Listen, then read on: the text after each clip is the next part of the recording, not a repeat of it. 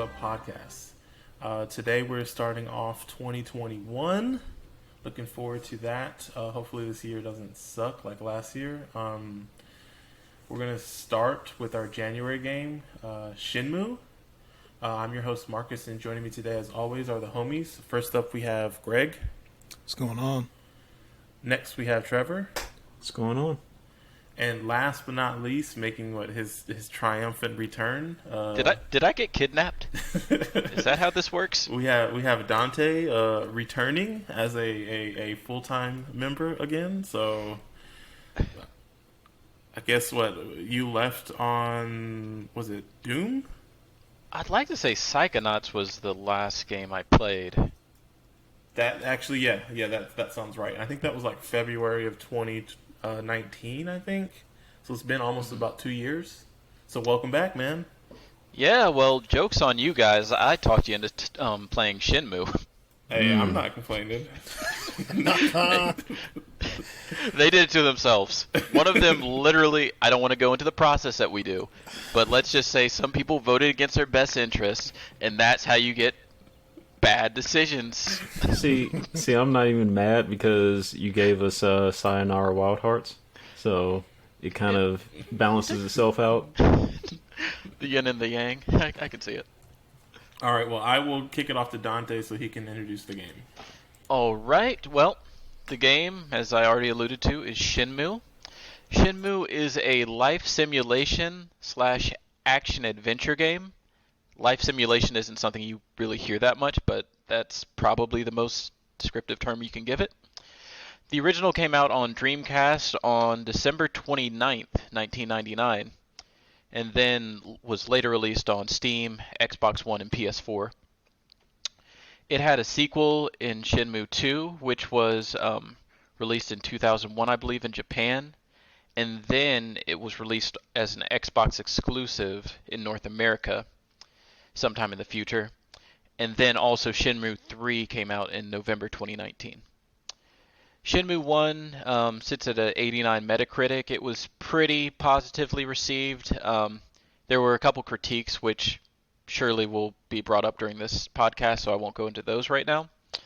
It takes roughly between 15 and 22 hours to complete. The head developer was Yu Suzuki, and the development team was Sega AM2, known for Daytona USA, Hang On, Outrun 2, and the entirety of the Virtua Fighter series. So the story of Shenmue goes like this, or the story of the development of Shenmue goes like this. After several successful releases, Suzuki strived for a longer AAA experience. He had mostly been working on arcade games his entire life. So in its initial stages, Shenmue started as Virtua Fighter RPG for the Sega Saturn. Eventually, as it became obvious the Saturn wasn't going to be a thing for very long, development shifted to Sega's next console, the Dreamcast. And from there, development changed pretty significantly. The Virtua Fighter roots were dropped because they weren't, I guess, premier enough, and Sega wanted this to be the quote-unquote killer app for the Dreamcast. And they also dropped the traditional RPG flavor they had for the game. From what I read, the Sega team marketed Shenmue as a new genre called Full Reactive Eyes Entertainment, aka free. Yeah, I know. The team worked feverishly to capture the look and feel of Yokosuka, Japan. The non-playable characters all have different schedules and an impressive amount of dialogue, even for today's standards. They captured weather data from Yokosuka in 1986 and used that as the basis for the days on the that you play in Shenmue. So the weather you're seeing in game is reflective of Yokosuka 1986 IRL, which I thought was really neat. Apparently they took screens and data from 1,200 actual rooms and 300 actual people, and that kind of was the basis what they used to create the actual environment that you're in. And as I said before, it was supposed to be a system seller for the Dreamcast. Sega's troubled final console, but ended up being a commercial failure, both the Dreamcast and Shenmue. Shenmue's an open world game unlike any of its time, and unlike most open world games today. It's narrative driven, and it has action interspersed throughout it. It popularized and named the quick time event mechanic seen in many modern games. The game takes place on a calendar system with sped up hours. One in-game hour roughly translates to 4 real-life minutes. Many story elements of Shenmue require Ryo to be at a place at a certain time of day, and there's no way to skip time ahead in the first game, so to speak. So in the downtime, players can talk to citizens, they can play mini-games, train their martial arts skills, or collect capsule toys. The game is known for its voice acting, one for how much there is, and two for how bad it is. Shenmue was known for many memes before the collective internet started calling things memes in general. So, the story of the game pretty much starts off like this. So, in Yokosuka, Japan, 1986, a mysterious man by the name of Landy shows up at the Hazuki residence and confronts Iwao, Ryo's father, about a dragon mirror that he's after. Ryo enters the dojo just in time to see his father murdered right in front of his eyes. Ryu was too weak to stop Landy that day, but he is sworn to get revenge and seeks out to Yokosuka, Japan to find out more about Landy. And the original Shenmue covers the first chapter of 11 planned Shenmue chapters. Please ask me about that in a moment. And that's the intro. So I had done a little bit of digging as well, just to learn more about this game, and so I did run across the weather thing in the QuickTime event. Did you see the budget for this game? Yes. So somehow I actually missed that part. It was the highest budget game of its time, somewhere between 47 million and 70 million to develop. Yeah. Like they claimed it was about 70 million back in the day when it first came out, but then I think I saw like there was an interview with the developer in 2011, and he said it was more realistically around 47 million. Right, and they said like the other part of that went to Shenmue 2 development. Oh, gotcha. I didn't see that. Also, one more thing I skipped over one sentence. So, just talking about the scope and budget of this game, like all of that recording and voice acting and just open environments took its toll on like old discs. So the game actually ended up being 4 CDs long. There's 3 gameplay CDs and then 1 bonus disc that came with the original Dreamcast version. Okay. Yeah. I didn't know it was 4. I thought I knew it was 3. I guess playtime. I didn't realize there was a 4th one with bonus stuff. I think it's just promotional stuff and demos. So. Oh, gotcha. Yeah. The only other thing I saw was that apparently in the original game they had phone numbers, and they had to change it. They had to change the phone numbers because they were actual phone numbers in real life, so the Japanese players were calling them when the game was first released. Yep, that was the thing. So 2 things. I'm guessing you and maybe Greg were the only people in this group that had a Dreamcast. Yeah, I did have one. Yep. Did you guys have Shenmue? I rented it. I didn't own it, but I did beat it when I rented it, though. Gotcha. Oh. Dang, are you calling them old or something? No. I just was curious because I knew that these two, they had all the games. They were the friends that when you were growing up, when you're like, man, you get everything. Like those were the people that I figured Dante and Greg were those two of our group. That's mostly fair. I was going to say I didn't have Shenmue on Dreamcast, even though I did have a Dreamcast. My first experience with Shenmue was Shenmue 2 for the Xbox. Gotcha. And I forget how I actually got that. I don't know if it was a gift from a friend or I don't know how I ended up with it. Gotcha. Yeah. So this is, this is your, how many times at this point? This is your second time playing it, Greg? Yeah, second time. And what has it been, like 20 years? Yeah, I think I tried to play Shenmue 2 whenever I got that on like original Xbox. I tried to play it like maybe 30 minutes. I just couldn't get into it at that time. But yeah, this is like my second time playing this game since whenever it first came out. Okay, and then what about you, Dante? My first playthrough was last year, pretty early in the year. So this is my second playthrough. Okay. And I'm assuming, just like me, Trevor, this is your first time playing this game? Yeah, I grew up in an N64 household, so... Same.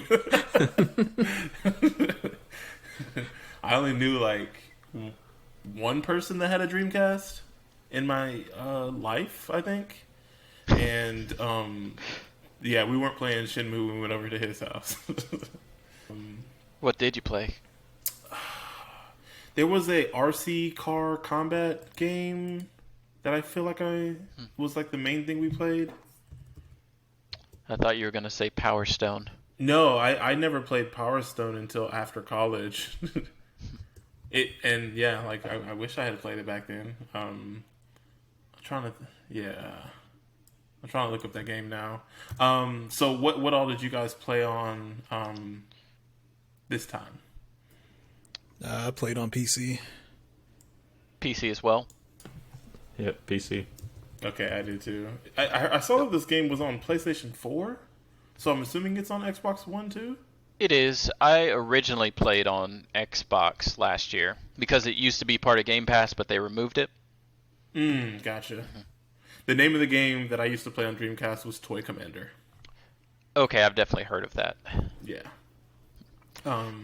Out of curiosity, Okay, Greg, you said you started Shenmue 2 or something like that at some point? Yeah. Okay, cool.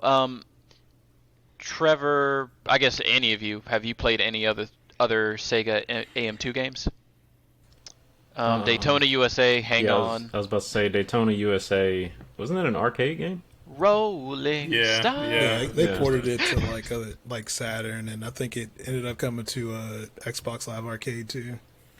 I'm pretty sure I've played Daytona USA. Yeah, I've played Daytona USA. If you've played Daytona USA, there's no way you don't remember that song. That old soundtrack is a banger. You said Virtua Fighters 2?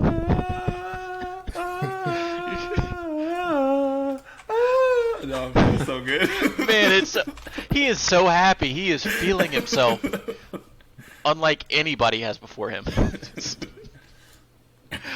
Yeah, they also did all of the Virtua Fighter games.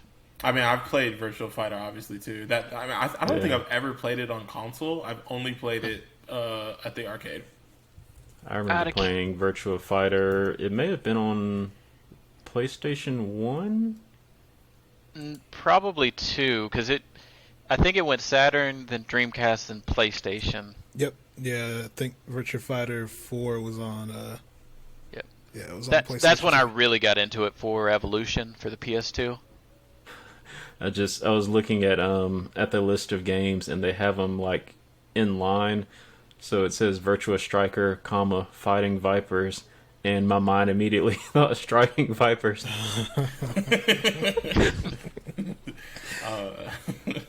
One other thing I had saw too, Dante, was that Rio in this game. You mentioned this was originally a Virtua Fighter game, but he takes the likeness specifically of Akira from the Virtua Fighter series.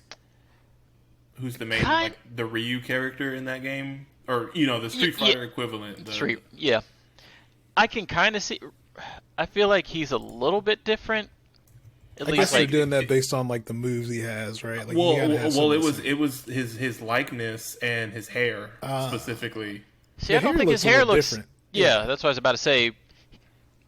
Akira has this, like, very... Not Heihachi, Jin type of hair, where it's going, like, straight up. You mean that's Paul? No, the high top. Well, not the high top, but like Jin from Tekken. Gotcha. Oh, okay. Like definitely anime style hair. But Out of curiosity, Greg, did you have a Saturn? Yeah, I did. But Oh my not God. not like at launch, but like after the fact. But yeah, Okay. I also had a Saturn, but sorry. I had Virtua Fighter Kids for that, and I was wondering if anybody remembered that game. I remember I wanted to play it, but I never did. It's really bad. I can imagine. Anyway, okay, you guys answered my question about who played what, so. Of course, Greg had a Saturn. You probably had a Sega CD too. Nah, see, I didn't go that far. Let's see. 32X. So everybody played this on PC. So and you said you didn't start the second game, Trevor? No. I guess neither you or Greg completed this game, right? I got to the stopping point. So yeah, one of the things Dante had said that normally we try to play games that are like no longer than 15 hours long. This game is longer than that, so Dante had like a stopping point potentially for us to play up to, which was, do you remember how far in, Dante, it was? Pretty much once you reach the harbor. Okay. And that is the start of the third disc? It's the start of the third disc, but I don't think the discs are spaced out equally, so to speak. Oh, okay. Gotcha. I'd say it's about it might be about 2/3 of the way through the game. Gotcha. And so you finished the game, right, Dante? Yes. Okay, and I did as well. And then what did you get up to, Trevor? I got to the harbor and I started looking for a job. Okay, and then Greg, how far did you get? I'm on day 2 of the harbor. I'm okay. Against my better judgment, I'm probably going to finish this again. So Greg has already beaten it once. Yeah. So, Okay. Before we get into talking about the game, do you intend to beat the game, Trevor? Are you done? You just met best friend Tom, though.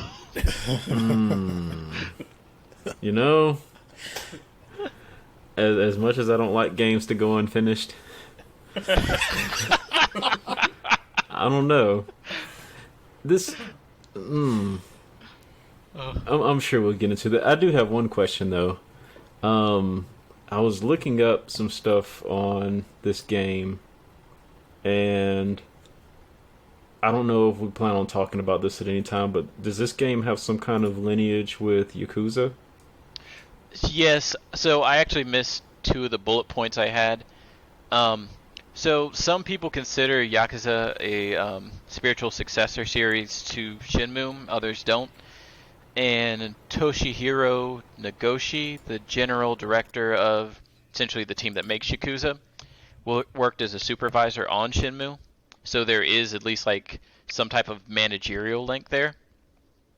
I'll say too, I've never played a Yakuza game, and I have a bunch of friends that had played Shenmue, and so after I had finished this game, I was like, should I start the second game, or is it worth it playing it? And then people were like, well, you can definitely check it out if you want, but really you should just play Yakuza because it's a better Shenmue.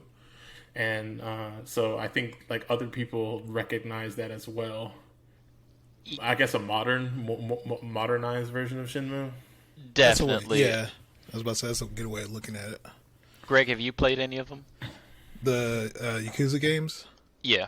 Yeah, I played maybe 12 hours of Zero, and then I got pretty close to the end of the first Yakuza when it was on PS2. Gotcha. Okay. Well, before we jump in, I do have one more question. Sure. And Greg, you kind of caught me by surprise that I didn't think you played this game before for some reason, because I'm like, there's no way Greg would have selected it if he had played it before, because this super doesn't seem like a Greg game to me. But what was everybody's expectations going in? And I should also say, Marcus, I'm very curious because I know you only look at screenshots of games that we're selecting rather than actual footage. Yeah. So I guess we're starting with me, or yeah, you can go. Oh, okay. So I mean, when this first came out, it pretty much had a bad rap, at least amongst my friends, and it was just kind of one of those things where it's like, it can't be that bad. So I checked it out, and I really, really liked it back then. Even though I recognize how like mundane and kind of boring it was, there was something cool about the amount of things that you could do and kind of like the detail to the world. And I guess that's what kind of got me through it. But like, I mean, I expected to still kind of like it when I played it this time, but I don't know. It just don't hit the same in 2021, you know.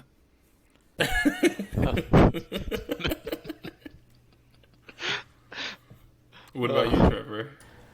When I watched the trailer for this game, I don't know if I watched any gameplay of it.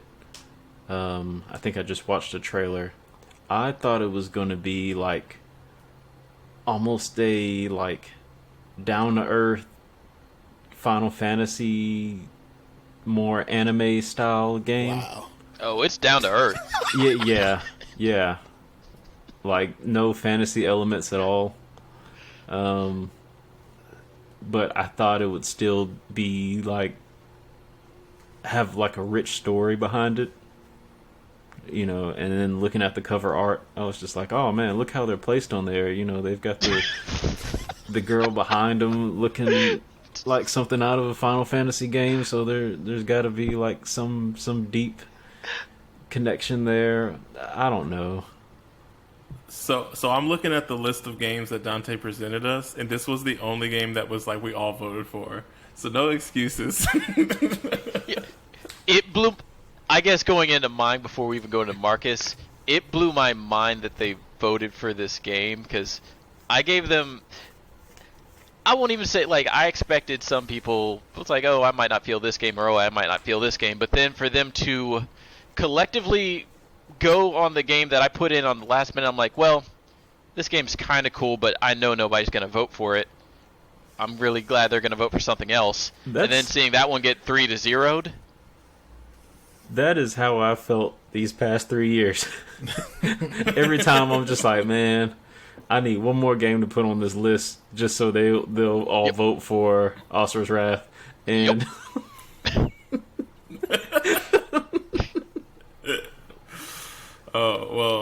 for me, I honestly like looking at the games that I didn't look up any of the games that were on your list because like I was familiar with one of them.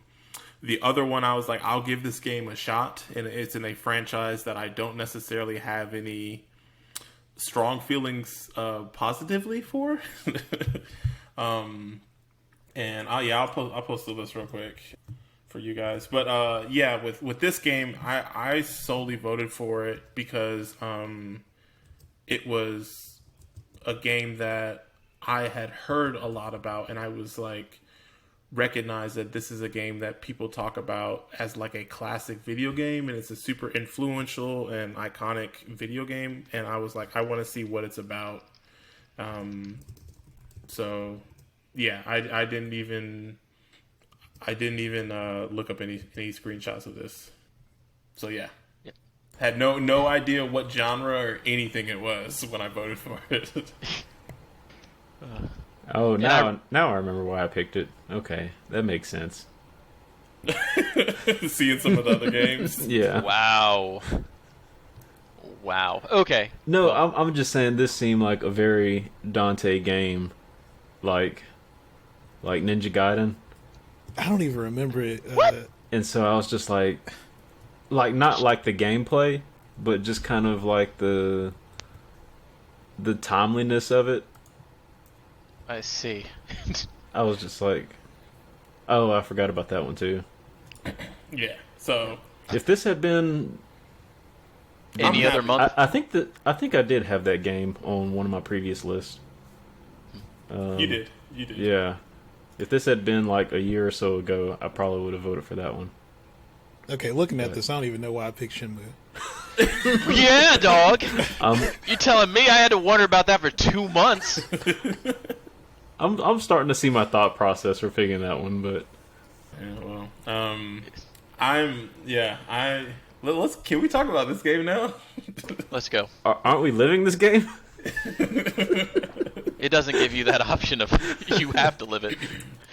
So I guess like let's touch on the story and what is covered in this this one twelfth of the 1/11th of the game.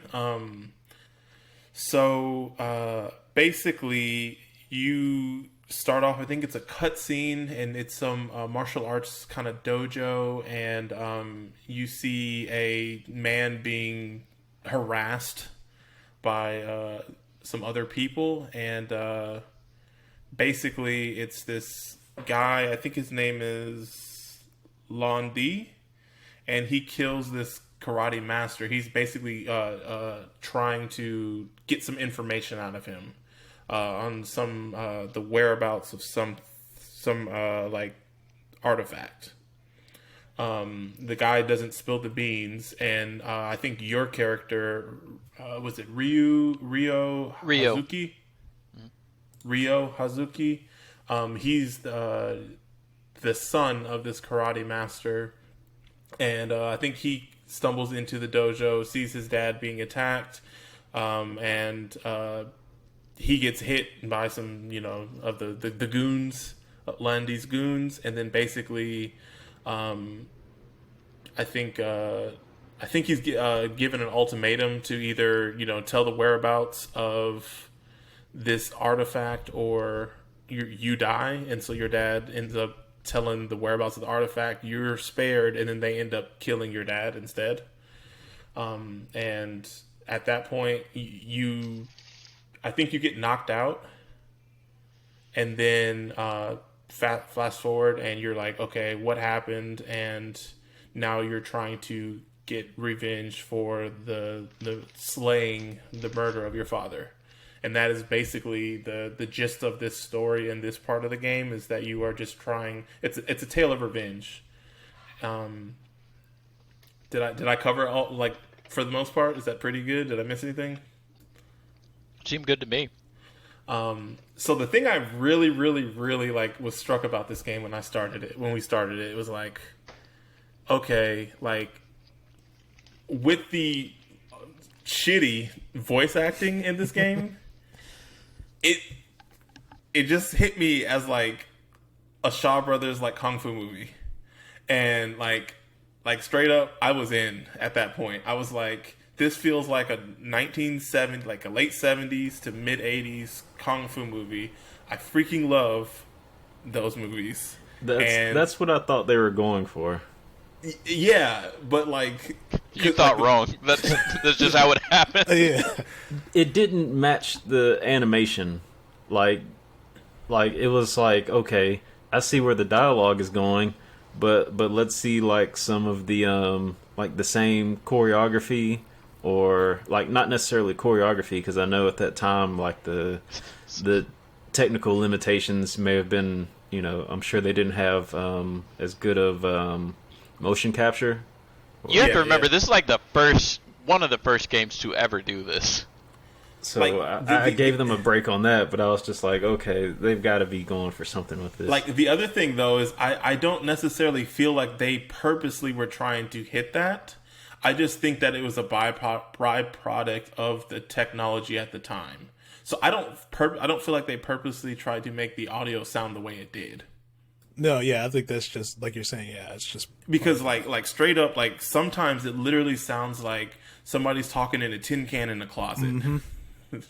Like the voice acting, just the quality that they captured from the voice actors is so bad. It is so bad, and like the writing in the game is like the way the characters deliver lines is so stilted and so stiff. But like, I love it. What's funny is, and I was telling Marcus about this before we started recording. I actually had audio issues like in the latter half of what I played through, and I think it was mainly because I had gotten a new set of speakers for my PC. So, I was not able to hear the dialogue audio. Like, I could hear everything else, the music, the sound effects, but for some reason the dialogue cut out, and I looked online, and there were people who had the same issue, and they said you could go into the settings and change it to game audio, or you could toggle it, and that would turn off the dialogue audio. but mine was already set up so the game audio would already play, and so I tried toggling it and it still didn't work. But the weirdest thing about it was you can still hear, like, there's a section in the game when you go into like a warehouse. When you're in there, your voice echoes, or the character's voices echo. You could hear the dialogue echoing in that section of the game, but you couldn't hear the actual dialogue track. That's wild.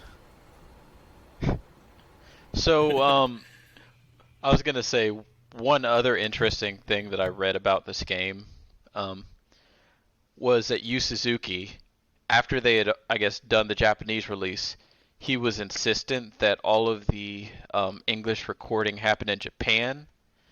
So, pretty much they just rounded up essentially random people in Japan that spoke English, and that's essentially the dubbed crew for this game. That's what it sounds like. And the guy that would I was streaming this game for a little bit, and one of the guys that would tune in, he was a super fan, and he was telling me, like, apparently the guy that does Tom, they just found him randomly at an airport. Checks out. That checks out. I believe all of that. And then one of the other things too is just reading about what they added or changed for the remaster. It was said that the voice quality is low, possibly because original voice recordings were lost. So like that could also be a reason why they just still like. I think for the most part, by and large, they were untouched from how they were in the original game.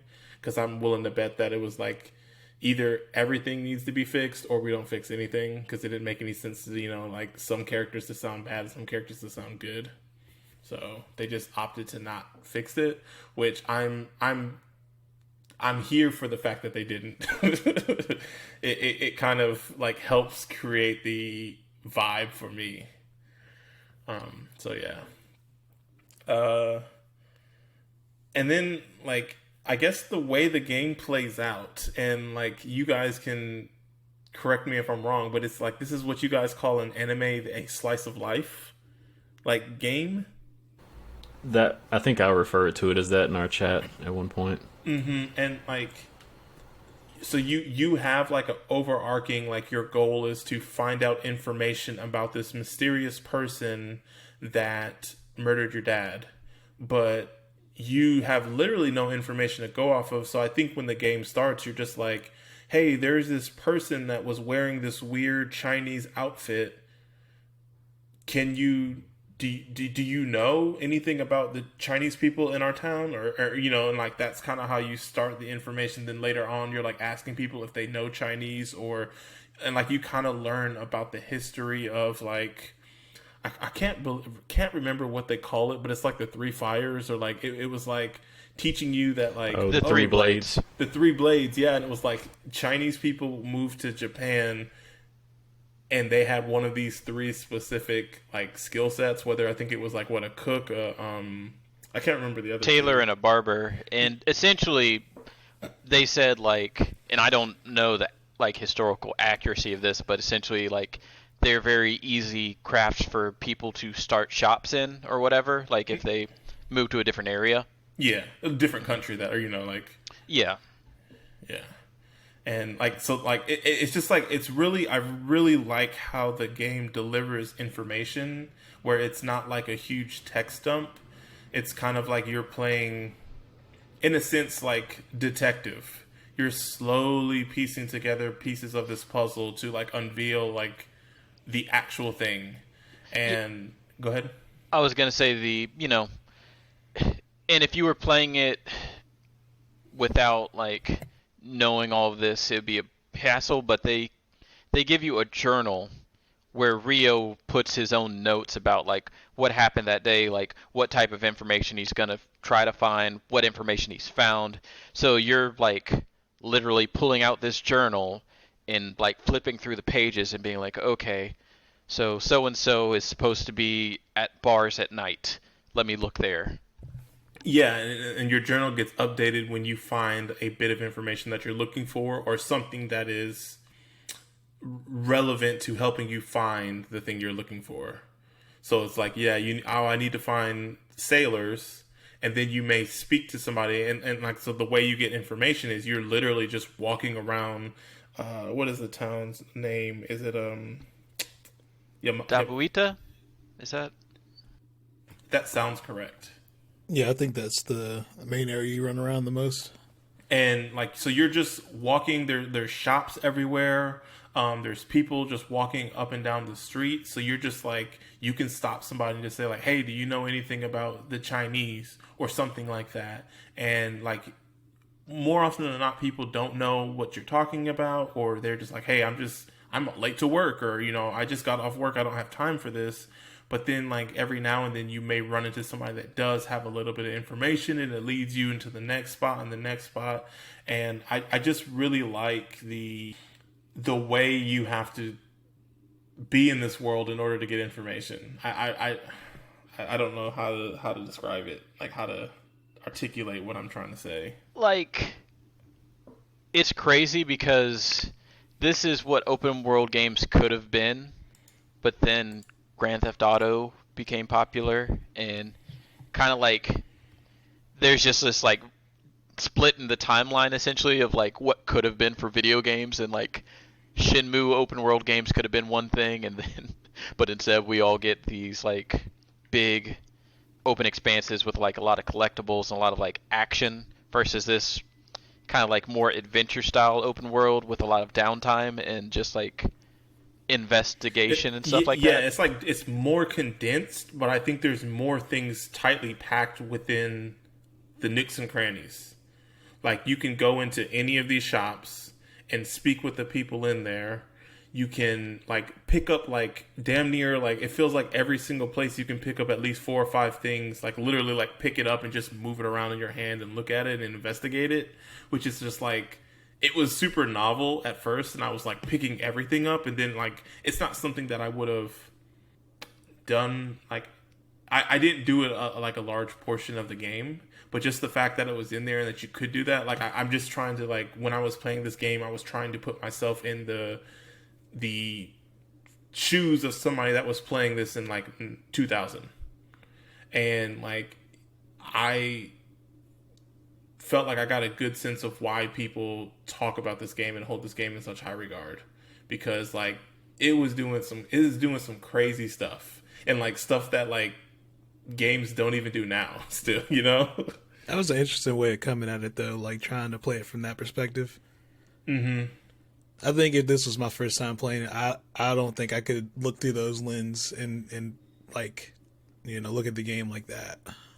Well, it's just because like we've played a couple of older games, and sometimes it seems a little bit disingenuous to play the game and try to compare it to other games that are coming out at the time. Right. So like, I don't think I did a great enough job at doing it, but like when we played Beyond Good and Evil, and we played like Grim Fandango, and it was like, these games are like benchmarks and like games that people tout, whether it be a cult classic or like super influential to the genre. And I feel like this game is definitely like up there for like both of those things, as being a cult classic and super influential to the genre. And I try to do a better job of just putting myself in the shoes of somebody experiencing this for the first time, like I was doing, but trying to experience it as like, I've never played a game like this before. And like, it was a lot easier with this game because I've never played a game like this before, because they still to this day don't make games like this. Like when you play an open world game, like you have like a mini map in the corner of your screen, like you have a HUD, like you don't have any of that in this game.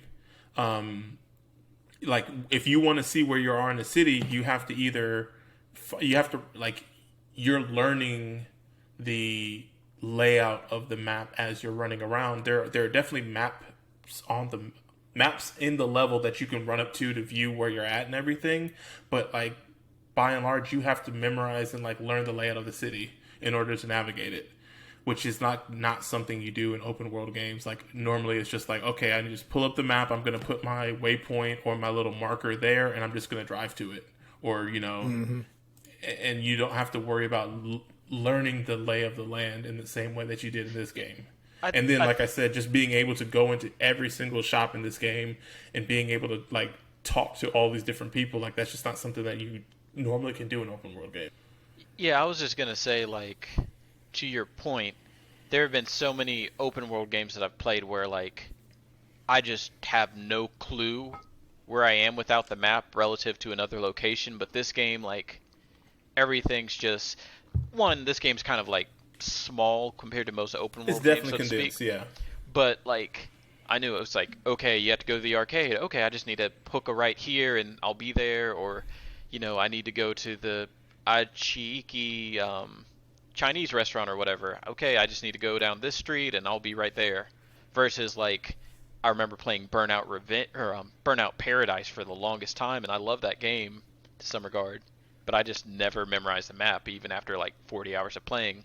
Mm-hmm. So, yeah, like I mean, I think it's easier in this game because, like we said, it is condensed, and you're spending so much time in this area, running back and forth, and like the downtime in the game you're spent in this environments. Whereas, like when you're playing a GTA or whatever, your downtime, you're not like going around the city. Normally, you're doing some type of like, I don't know, like. I don't really feel like there's like downtime in those type of games. You're usually hopping from one mission to the next, Like the thing though, like I think the one of the things that like really like hit for me was I was playing this. I had like a week and a half, 2 weeks off over Christmas time, so that's when I was playing this game, and it was like 2020, and it was just like a pretty shitty year and in regards to like everything that was going on. And like one of the things that I like doing is traveling, and like this game was like the closest I got to being able to travel, I felt like, because it reminded me a lot of like when I was in China, and like it brought me back to like walking down like streets and everything in Shanghai, like how this town was set up.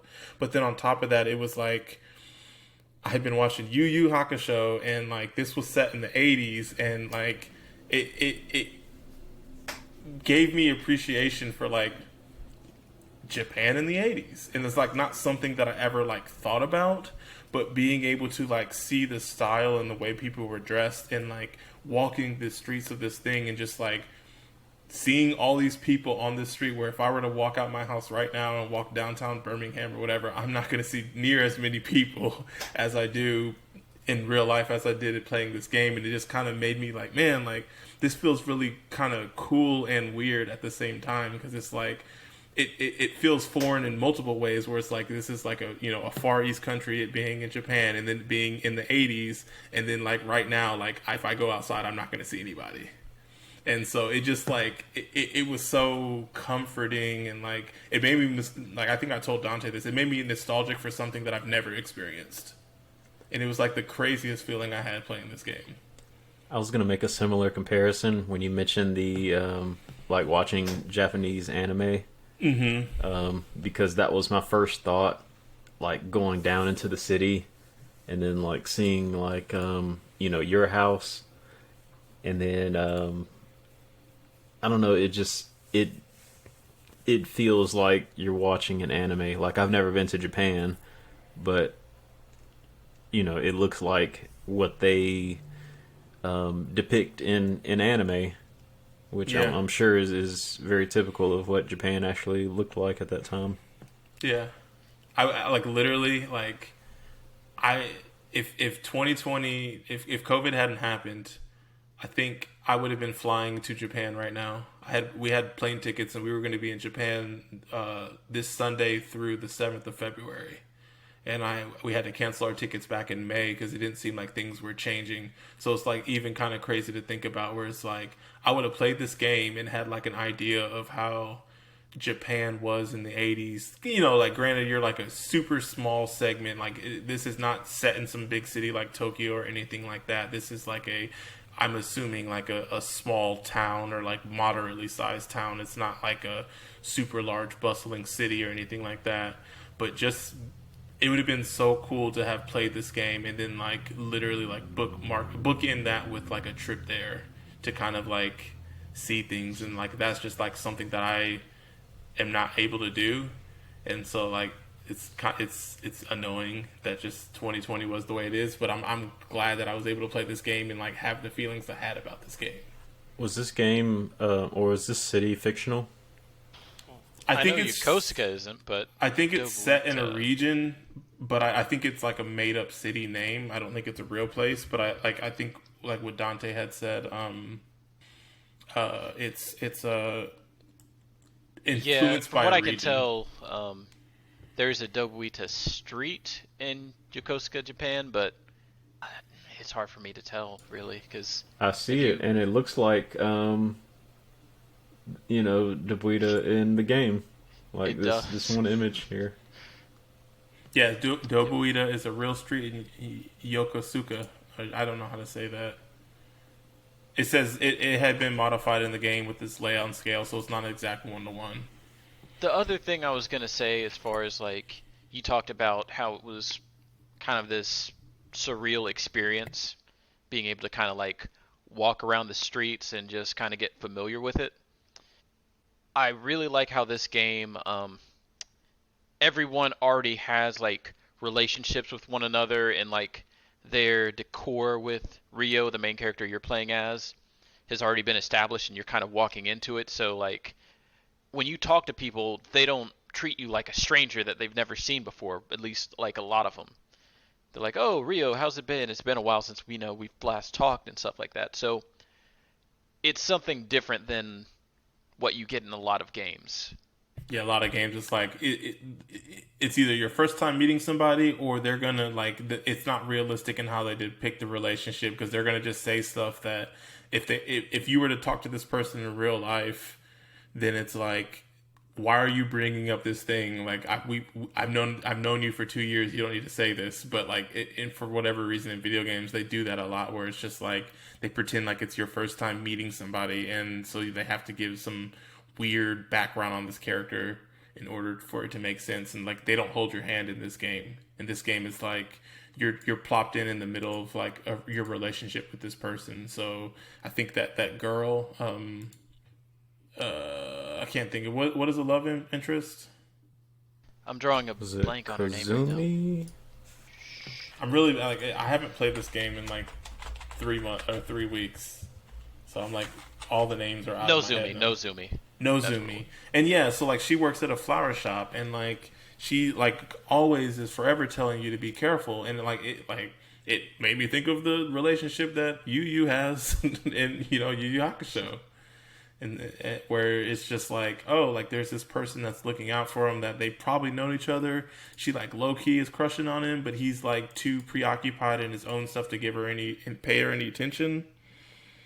And yeah, like I don't know. I just saw a lot of parallels to different things that I had, like media and just things that had been going on and stuff that I was consuming at the time. And yeah, and the game also, like I saw this in a review, and I really liked it, that the game has a lot of contradictions too, where you're playing a game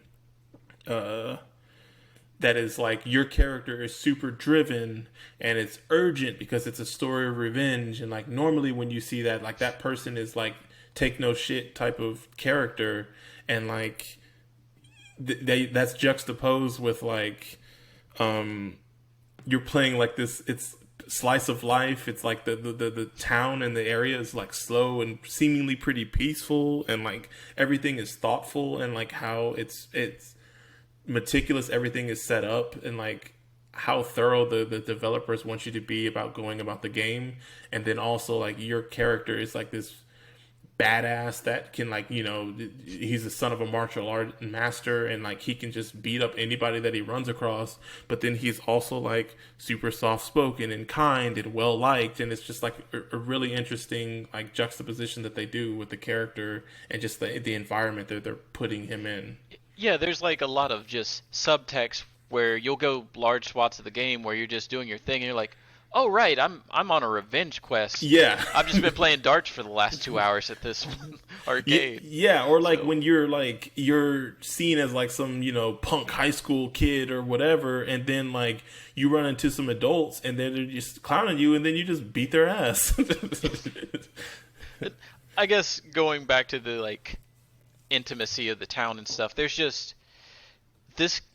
Some would argue the game doesn't work as it is, but like one of the things that just makes a game like feel like a complete package is their attention to detail, and you already hit on it with like being able to pick up items and just kind of like rotate them around your hand, but then you can also go in the streets and like they have these little toy capsule machines or whatever, and you can gotcha games. Before Smash even did it, you can just rotate the little collectibles around, and yeah, like it's small stuff like that. Like one of the big things for me is like every time you go back home, because you have to go back home every day by, is it 11:30? Yeah. I think it's 11:30. Anytime you get to the front door, you go through the front door, and there's like a little ramp into like the main house. Not a ramp, but like one step. Entryway. And every time, like before you go up that ramp, you watch this animation of Rio taking off his shoes and then stepping up onto it. Yep. And every time you walk back down, you have the opposite animation. Yeah, and your cutscenes will be done without your shoes on. Same thing with like when you go into the dojo, you have to go upstairs, you have to take your shoes off, and yeah, like you can there's little things that you can find where you can every day you're given 500 yen by your I guess maternal figure. Like she basically is the owner of the house that is attached to the dojo your dad was at, and so like you lived there with your father and one of his other students, and she's like the closest thing. They don't say anything about your mother in the game, so she is like the mom figure for you, and so she's always like saying, hey, be careful, Rio, and like all these things, and every day she gives you an allowance of 500 yen, and so like, and she puts it in an envelope by the door, and you see your character, gotta get my allowance for the day and everything, and it's just, yeah, like it's kind of interesting too, because it's like I looked it up. So this game, I got really like nerdy about some stuff in this game, but so every day you get 500 yen, and I looked up the inflation just because I was curious. And so this game is set in 1986. So 500 yen is 595 yen now. So it's like not a huge jump. 500 yen in today's money is about $4.83. Bruh. Yeah, because I was thinking, like, I was like 500 yen, like that seems like I have no idea, like, yeah, to an American, when you just hear the number 500 associated with money, you're like, oh my gosh, yeah, how generous. But then if you think about it, it's like, well, a game of Hang On is 100 yen. Yeah, I was about to say the gacha is 100 yen. So like, yeah. So then I also looked it up, and I was like, okay, how does that translate to, like, what about, like, it's only 95 additional yen from 86 to 2020. It should be very similar in the US. And it's $5 in 1986 is $11.87 in 2020. So it's more than doubled. Dang. So yeah, like because I was just thinking, like, getting $5 every day, that sounds like not that much money, but like now, like the equivalent would be, getting $5 in 1986. Like every day, your mom is giving you about $12, and I was like, that's a little bit more than an allowance. Out of curiosity, typically speaking, how did you guys spend your money? Mostly on gacha stuff, and I did buy some stuff for the cat. So I bought milk. Trying to think what else. I wasn't even aware you could do that. Yeah, well, yeah, you know what? When I went to the store, yeah. I was like, there's got to be something you could do for this cat. So I was like, I'll go buy some milk and just try this out. It just so happened you can feed the cat milk. But yeah, that, and then arcade games for the most part. Oh, and I did buy some cassettes. I forgot about that too.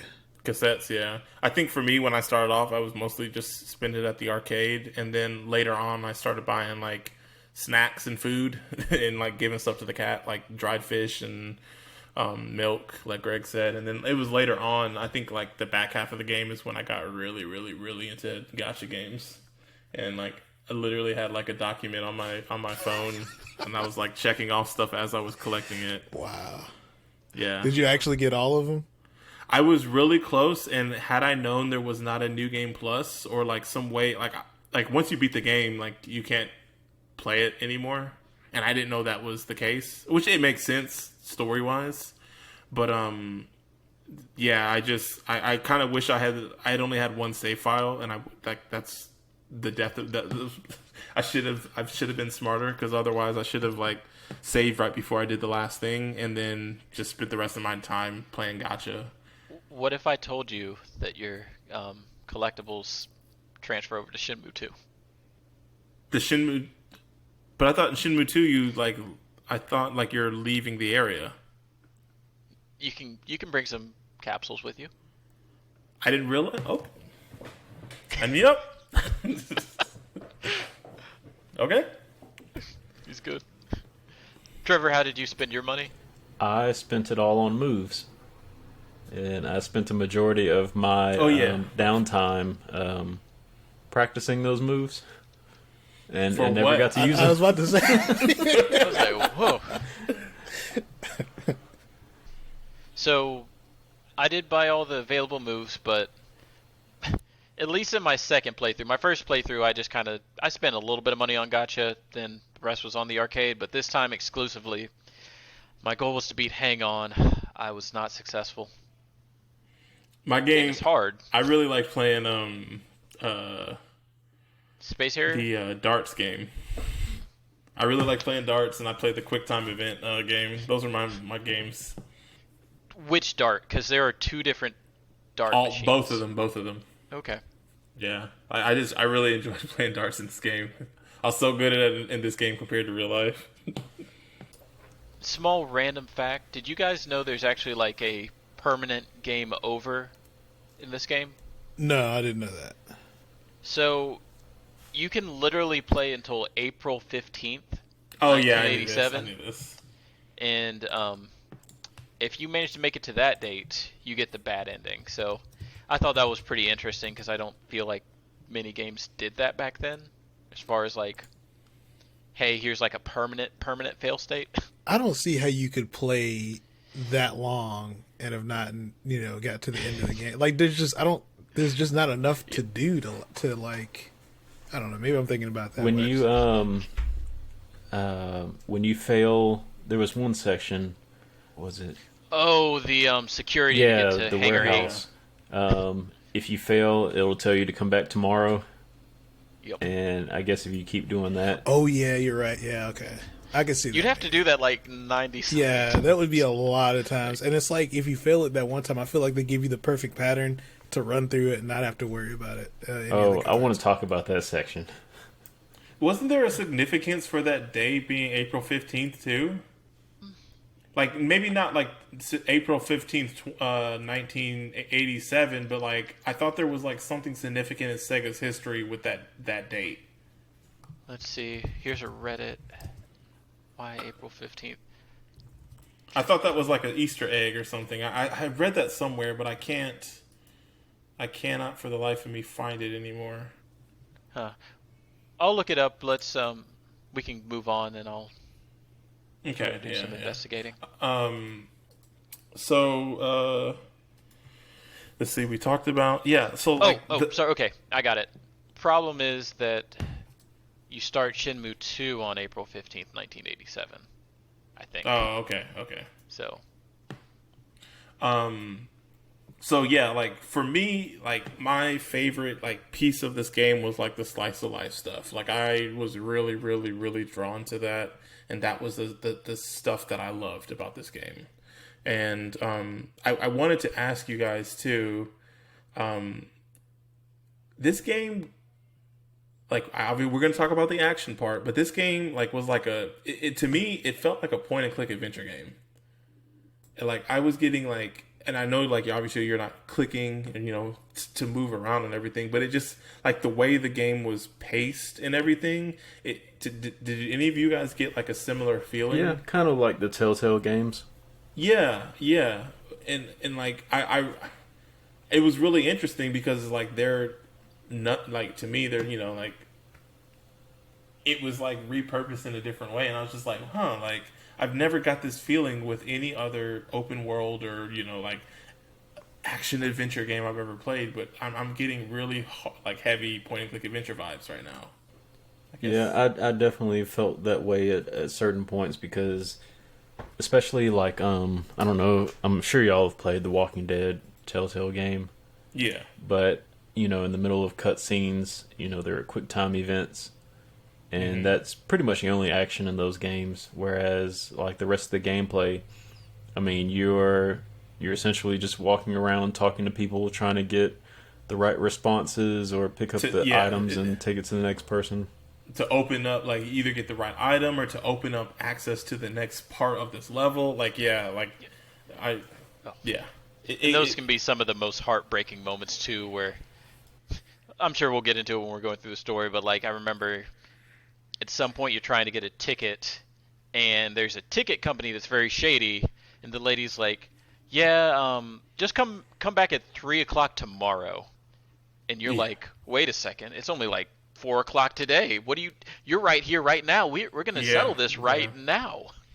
There was many times where it's just like, that was like one complaint I had, but like I understand that like they were trying to immerse you in the world that you're in, and to get acclimated and just to appreciate everything and just not push the main story along, but try to get invested into this world.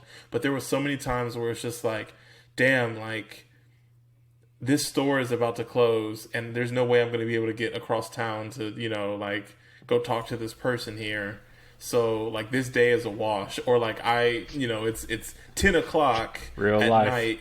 I was about to say real life simulator. Yeah, where it's just like, damn, like I need to go talk to this person at 7 at night.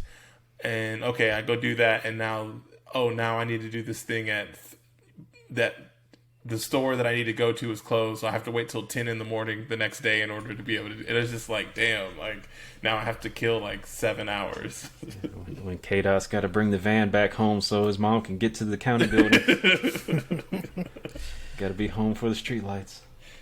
Like there's some charm to that, but at the same time, it also leads to like some frustration, or at least led to frustration for me, because it's just like, bruh, what do I do? It's like I can only go like, go to the arcade so many times, like it's especially tough when you're low on money in the beginning, because like you said, like minimum everything is like 100 yen, and so I think you're getting 500 a day, but like if you run out of yen or whatever, then like you just kind of can't do anything, and I don't think you can even go to sleep until I think 10 o'clock at night. I think it's 9 maybe, but yeah. Okay. Like one of the things I ended up finding out is if you look at your watch, it speeds up the time.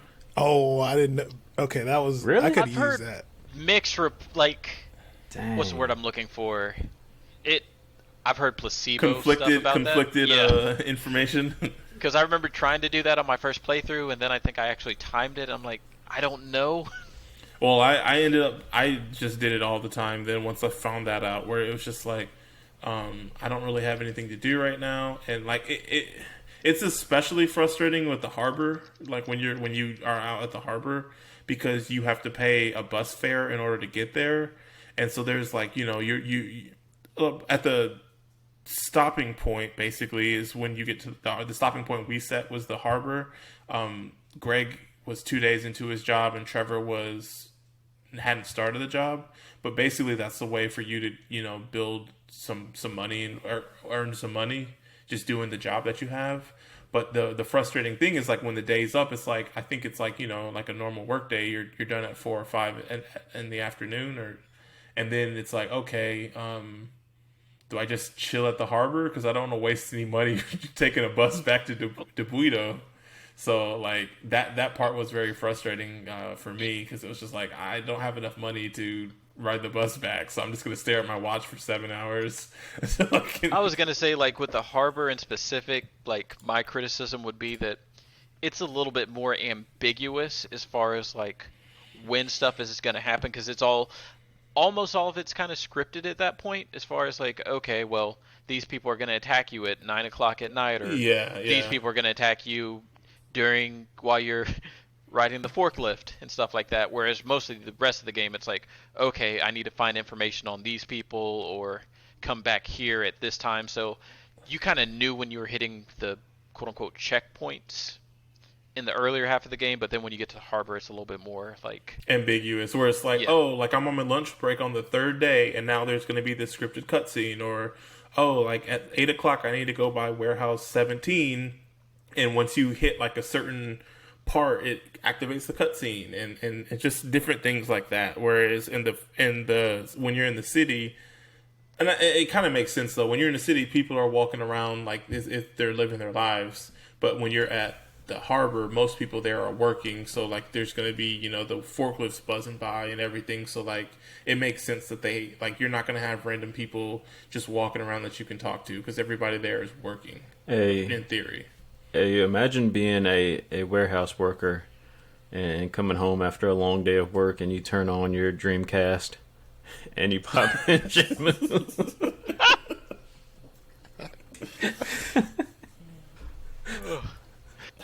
I cannot. There was you didn't get to it, Trevor, but I had to imagine, and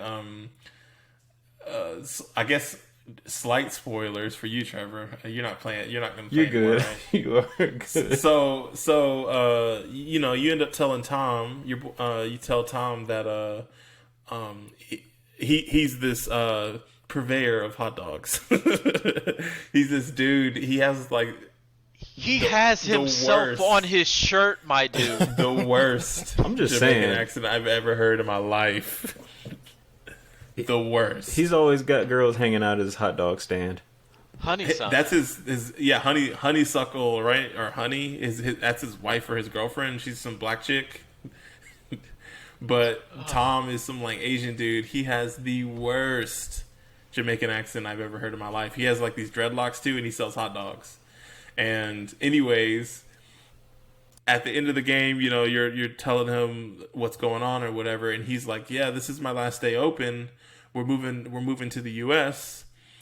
And then you guys have a moment, and you say, Rio says, "Tom, you're my best friend."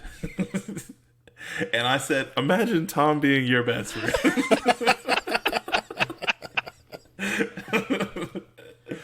Like, oh my god, that would be the worst. Not only that, you have the revelation that Tom is like some crazy martial arts master. Yeah, Can just kick bottles out of midair. On the last day that he, Was he like capoeira or something? He teaches you a new technique. It's like a double kick, and I could see it being capoeira-esque. Because he does do a little bit of like freestyling, if I recall right before. Yeah. But that was very interesting because he was like the one character in the game I didn't like. Not gonna lie, that beat that's playing on his boombox just got stuck in my head though.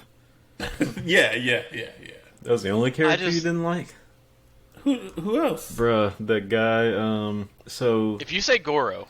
The section that you're in when you get your money taken, or you show up at the travel agency for your ticket, and the girl's not there.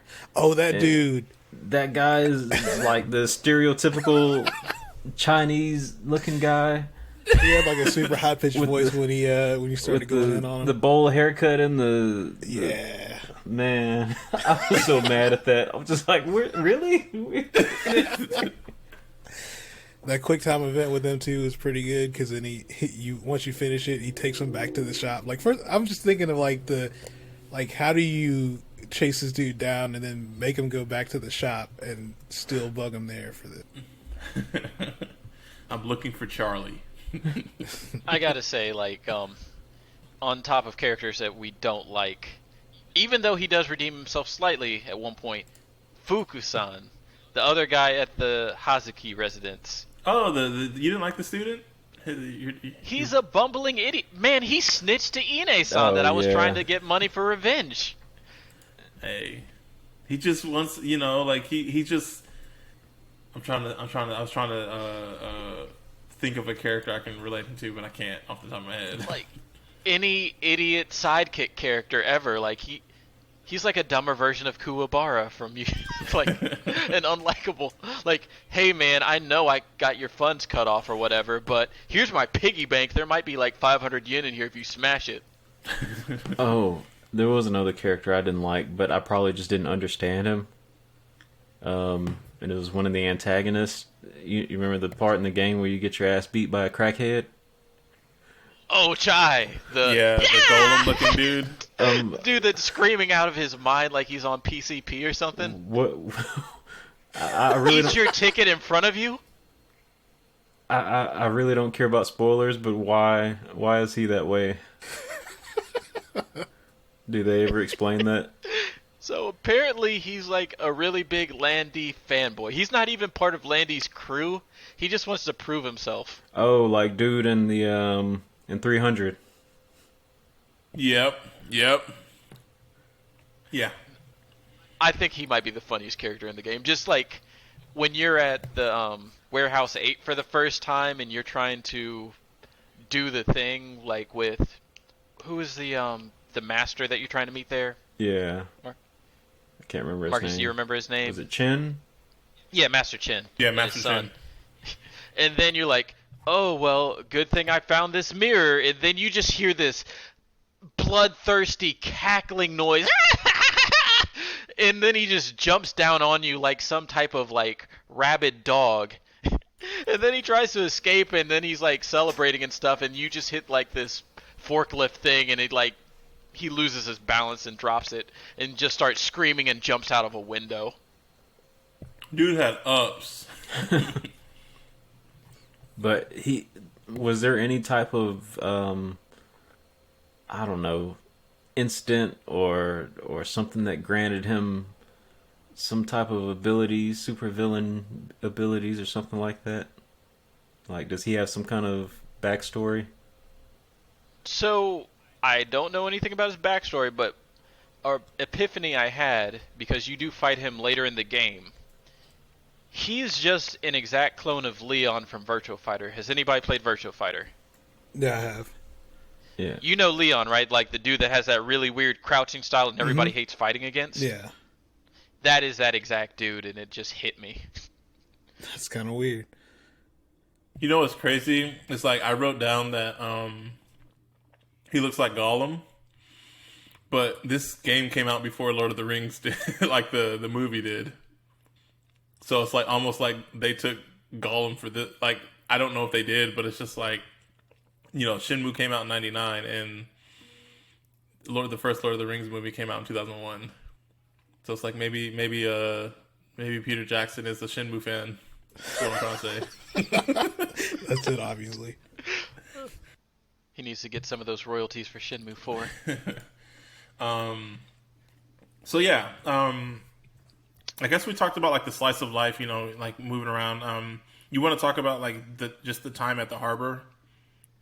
Do we want to like quickly go over just some of the points Sure. before you get to the harbor? Sure, and go ahead. just like if we, you know, have any standout moments. So essentially, you start the game. You're looking for a man in Chinese robe or something like that, in a car in black. I think was the first like clue that you start asking people about. So do that. Go and find the three blades. They lead you to try and find some sailors, and once you find the sailors, they point you towards Marcus. You said the guy's name earlier, Charlie. Yeah, the leader of is it Heaven Sent? Something. Mad like Angels. that. Mad Angels. Mad Angels. And eventually, like from there, it's like, okay, well, I need to find Landy because he's apparently still here, and then two, also make my way to the harbor and potentially get a ticket in case. Well, I guess at that point you don't know Landy is still in the area, so you're focused on getting a ticket because you believe Landy has already left. So you try to get a ticket, you get screwed over by a travel agency, and then at that point is when you launch into this whole diatribe about finding a job at the harbor.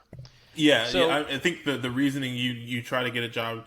at the harbor is two reasons. It's you need money in order to afford the ticket, but also there are a lot of Mad Angel presence, which is basically the biker gang, and they have a lot of workers at the harbor, and they're also connected with the Chow Yu Min, Chi Yu Min, which is the Chinese cartel. They're potentially in cahoots and know maybe where Landy, the person that killed your father, is located. So it's like you're kind of doing some type of reconnaissance to try to get acclimated and get into the Mad Angels, the gang, at least to either join them or get information from them about Landy's whereabouts. Because you're basically trying to earn enough money in order to get a ticket to Hong Kong. The one thing that was silly to me was like the way they kept talking about Hong Kong as if it was like some small town, when it's just like, I'm gonna get to Hong Kong and find Landy, as if like it's just like, oh, he's gonna be greeting you when you get off like the boat or something. It's like Hong Kong isn't like a massive place with a lot of people there.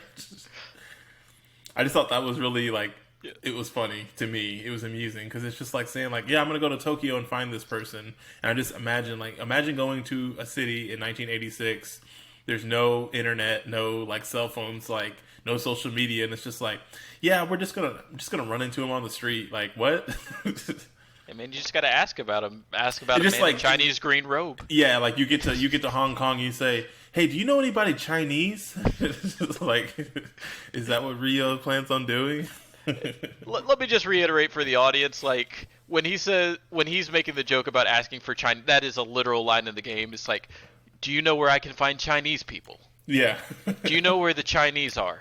Like this game, like some of that stuff, like aside from the actual quality of the dialogue not aging great, some of the phrasing of it, the writing, yeah, yeah, just not the best sometimes. Yeah, that really caught me off guard when he was just like, you know where I can find some Chinese? I'm like, well, dang. I mean, I think it's couldn't really say anything because they were surrounded. So yeah. So yeah, that's your whole reasoning of getting a job at the harbor and like why you're so trying to get there. And I did want to ask, like, in the Dobuita section, because I feel like this game is kind of two sections. There's like the Dobuita, or I guess the one street section, and then there's the harbor section. Were there any like standout characters in Dobuita just on your day to day that you're like, oh man, I'm gonna talk to them every single time? Or was there any moment or event that happened in that section that you guys found like excessively entertaining? I talked to I liked messing with or trying to mess with the Mad Angel gang members that were in the arcade. I would always talk to them and get them annoyed with me. You fronting with me? You said what? You fronting with me? And then there was one store owner. He never said anything like different, but I think he owned a sporting goods store. I liked talking to him. And but I think my favorite moment was the QuickTime event where you're trying to get information from Charlie, and you like kick a soccer ball into his face, and then you backhand the goon that's coming from behind you or something like that. And like that scene was really like I really like how they decided to the QuickTime events, what they were going to do. I guess for me, I really like the scene where you go into the bar where the sailors are supposed to be or whatever. Yeah. And you just like, they're like, oh, can we get some milk for the schoolboy? And then you just proceed to just destroy that shop where the owner's like, hey, we'll get you the information, just never come back. Just never come back, please. Did y'all win that game of pool? I did not. I didn't. Yeah, I wish there was some way to like practice or play some more. Same. Yeah. Did you guys ever talk to the schoolgirls that were just like borderline harassing you? Yeah, every time, like, I guess all of them are like that, but yeah, anytime I Did they call you a creep or something, or a jerk? Yeah, they always call you something weird like that. There were some that would, like, cuss you out. Yeah. And you actually fight, don't you fight some of them? Yes, that was my second favorite scene. Okay, that might be my favorite part. Did you get to see that, Trevor? I don't remember. I remember When you get talking to those girls because they're like right there at the corner when you first like leave. I can't remember the name of the town. Yomensi or something like Yeah, that. they're like right there. No, At the corner. so when you're at the harbor, there's a lady there that sells like bento boxes, I think, like lunches. She has like a table set up by one of the warehouses, and she introduces you to her daughter, not her daughter, her sister, her younger sister, and she wants you to like, I think she wants you to go like follow her sister because her sister's been hanging out with the bad crowd or something like that. And so you end up like, I think she tells you like they hang out here at this time of day or whatever. So you head over there behind that warehouse or wherever that she tells you to go to, and these two girls, schoolgirls, are like talking, and then like I forgot what happens, but like you end up beating up these two schoolgirls. Like it. And like they were talking shit to you, and like they like I think they initiated. I think they swung at you and attacked you first. So it wasn't like you went over there and just started punching some girls. But like it was just like, oh, they attacked you, and then you beat their asses, and it was like, it's like, oh, yeah. I put like my favorite moment was the kicking the soccer ball in the Charlie's face, or when Rio beats up on Mai's hood rat friends. I don't know how I missed this. Like. I'm pretty thorough, and I think it is something you never... can miss. It's not like a required thing. Yeah, because they have like that was one of the things I noticed with the harbor, where there were moments that you could like miss things. Like, did you guys end up like feeding the hobo that was outside of the warehouse? Yeah, I did. I didn't have any money in order to do it, so I couldn't get him the drink. So I was like, damn. He's gonna hate me. I didn't feed him, but he taught me moves. If I'm thinking about the same, like if you, yeah, it's the same guy. But if you, at one point he's trying to get in. It's like kind of nighttime, or maybe it's like afternoon, and he's trying to get into a warehouse, and the guy is turning him away. Mm-hmm. And then he says, "Hey, boy, you mind getting an old man a soda?" And like, there's a vending machine that you're supposed to be getting it from, but I didn't have enough money to do it, so I just had to leave. But he ends up being the person that teaches you moves later on. Gotcha. Also liked any scene that had Goro in it, too. Yeah, he's pretty good. Oh, my God. He's pretty good. Yeah. Goro was the Korobara-looking dude, Trevor. With the giant pompadour hair? Yep. Yeah, I remember the hair. Yeah, so what'd you guys think of, I mean, I guess you didn't get to experience it, Trevor, but what'd you guys think of the job part? Because that was the part I remember when I was talking about, I'm about to play Shenmue, everybody's like, oh, you're going to love forklift races. I mean, I don't know. Like, I actually kind of had fun doing it. I don't know why. Yep. I really couldn't tell you why I had fun doing it, but I actually did kind of like that a little. It's almost like the, I guess, not modern equivalent, but like, I guess the modern equivalent nowadays would be like a clicker or something, just something super mindless for most of it, where it's just like, oh, well, I've got to get this crate from warehouse 3 to warehouse 8, and as long as I meet my quota, I'm going to get a raise. Yeah. Even though money doesn't even mean a thing at that point in the game. Hey, but still go for it. Yeah. I was definitely whipping those boxes. Oh, yeah. It was fun. I enjoyed it. And did you guys enjoy the races? Like the thing that you started off the day with to warm up? Yeah, it was fun. I did. Although, freaking, we need to talk about Marq at some point, but funniest line in this game, probably, in my opinion, is just, on your mark, almost ready to go. Oh, yeah. Let's go. Like, what? That threw me. I've never heard somebody say that before. That threw me off every time. No, like my favorite line was, and I hated it. It was Mr. Chin saying this to you when you're. I think it's him when you're learning a move from him, and he keeps saying, because I kept failing at it. There's no power in your arms. Yep, I know which one you're talking about. Yeah. But yeah, Marq to me, he looked like Ryan Hart. Like that's maybe you didn't. Did you meet Marq, Greg? I think I did. Mark's the guy that heads the forklift race. Oh yeah, that dude. Yeah. He looked like Ryan Hart to me. Okay, you know what? Kinda. Man, I felt bad for Mark because like I The feel like only he was black the guy? first one they always like the Mad Angels or whatever. They would always go to him and just mess him up. Yeah. It's because all the other Americans were sailors, so they were like tough, and Mark was just some American that worked at the docks. Yeah, like ultimately, like so for me, I I enjoyed the job stuff. Like it was like a nice like action or just change of pace. But like all the harbor stuff for the most part, I didn't really care for. I felt like the game kind of dragged a little bit for me because there wasn't as much like in the downtime. Just being at the harbor wasn't as immersive for me and just as engaging as it was being in down like in Dubuito. So I felt like this was a weaker part of the game for me. I guess that's because you got more freedom compared to like at this point in the game. You got a job, so that takes up most of your day, right? You know. Yeah.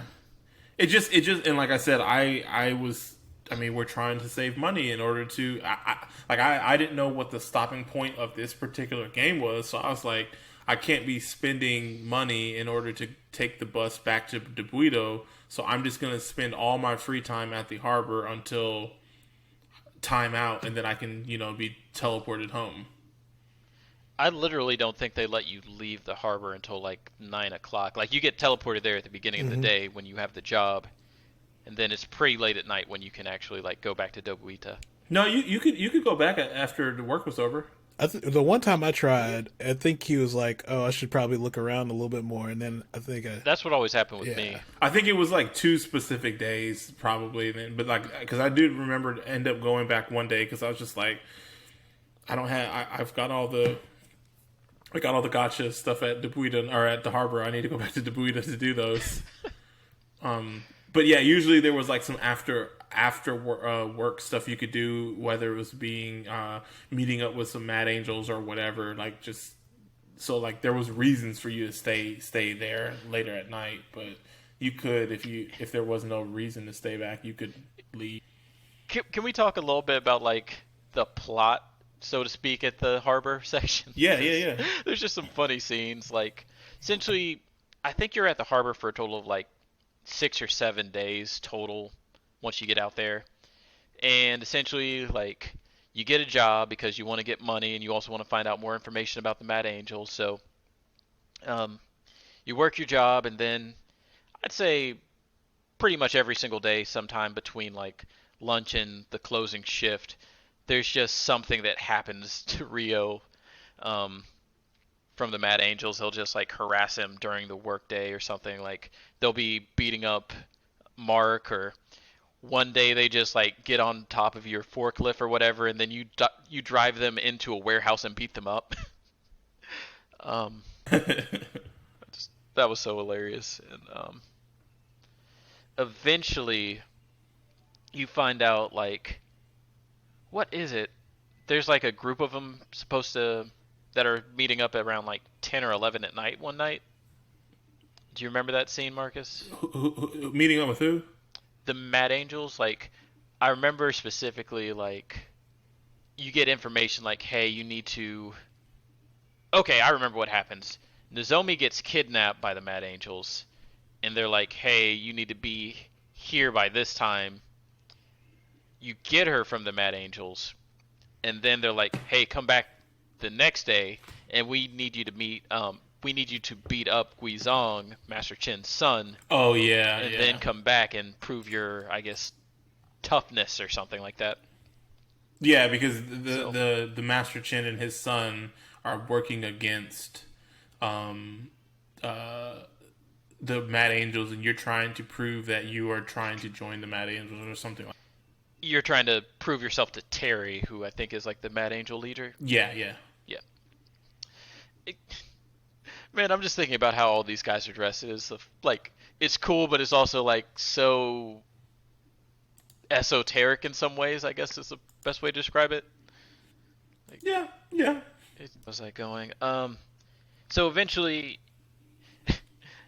on his way back from, I guess, his shift or whatever, you see Guizhong, the person they want you to beat up, and you're like, hey, I challenge you to a fight, and then you grab him and you're like, hey, I need you to let me pretend like I'm beating you up. And I'm like, man, if my best friend came up to me when I just got done with a long day of work, and they're like, hey, I'm going to beat you up, and then it's like, hey, I need you to fake lose in front of all these people.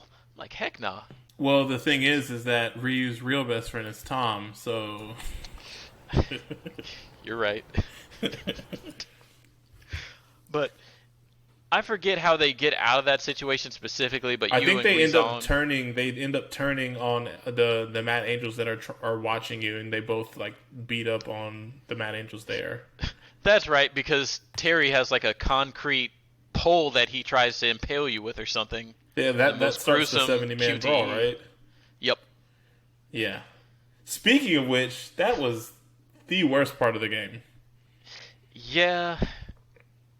I do have complaints about the game, and like I had questions too, but like,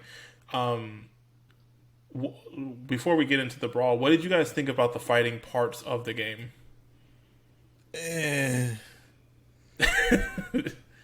Like I was so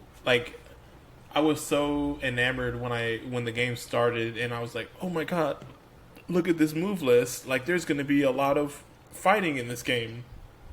And honestly, there was like maybe 6 fighting parts in the game, and they were all pretty underwhelming because I just don't feel like this game was built like for it. Like it was, but it like not well. And I also thought all the fights that you were in, you were either supposed to win them or you weren't supposed to win them. So there is that fight that you fight Chai in the arcade. You can beat him. It's just super hard. And supposedly it's the hardest fight in the game. Like even harder than the boss fight or like the last fight. Well, there were a couple. I think it's when you fight Master Chen's son, and like if he gets your health down to a certain amount, then you automatically lose. Mm-hmm. Or he just says like, "Oh no, I don't want to hurt you," mm-hmm. and the fight just stops. Yeah, I think that one ends in a quote unquote draw, regardless. Yeah. But yeah, I did not I was not a fan of the fighting in this game. Like they take the game is using the Virtua Fighter 3 engine, and so like your move list is like kind of set up the way it would be if you were playing Virtua Fighter. I think specifically the character is Akira that your moves are aped from, but like it never feels fluid. Yeah, Virtua Fighter is based on directional input, and I don't know if it's because you have multiple opponents on screen most of the time in this game versus Virtua Fighter, which is one-on-one, but like it never felt like my movement input would be correct. So if I had to do like a strong punch where I have to do back forward X or whatever, that doesn't feel like, if I did that, it normally wouldn't come out that way. Yeah. And then the other thing for me is just camera. Like when you're fighting a group of enemies and they're like, it's just hard it was hard for me to target the one I wanted to hit. And so the way combat usually worked for me is like I would try to run myself in a spot so they're all coming at me from one direction, so I don't have to worry about like, is this going to hit this person or is this going to auto lock on this person or whatever, and that way I could just fight them all like straight on. I just like that 70-man brawl or whatever was 70-man battle I had was brutal. Dumb. I will say, like, I could have dealt with the actual capital C combat part of the combat being bad, but the thing that really like killed it for me was the dodge being as flaky as it was. Yep. Yeah. Where if I hit Y as the dodge button, but it never felt consistent as far as like the timing you need for a dodge, because you're either gonna do the flash step back that you need to do, or you're just gonna stand there. Yep. Yeah. So. Didn't like it. I mostly like. I will say that minus the 70-man brawl and I think the last fight. I think most of the fighting you can get through just button mashing. Like I never felt like I had to it didn't seem like super hard. It was just like those two in particular. Like I ended up dying a couple times on the 70-man battle, and that was a little bit frustrating because then you had to go through and fight them all over again, and like you could cheese it, and like I tried to do that, but it still was a little bit funky. There's also a part in that battle that I'm really glad somebody was actually in the chat to tell me otherwise, but you literally have to move to the next sequence To or spawn. you'll just keep yeah. Yeah. And this game's not like that's not something that happens ever again in the game or ever before in that game. Because you're not playing that many enemies. Exactly. So wait, you were fighting everybody in that first opening area, and then Yep. oh, see, like what I was doing was I was like, okay, I'm pretty sure this is the 70-man thing, but like I was always progressing forward, so like more and more people were spawning. And then I get to the dead end at the end, and then that's usually where I was just like running around because that was the most wide open area, so I could do my strategy of kind of running and getting everybody to be in one side of me. So like I often, like when I was dying, I was pretty much at that point, I was trying to run past everybody in the beginning to run to that end part, so that way I could just fight everybody there in that wide open space.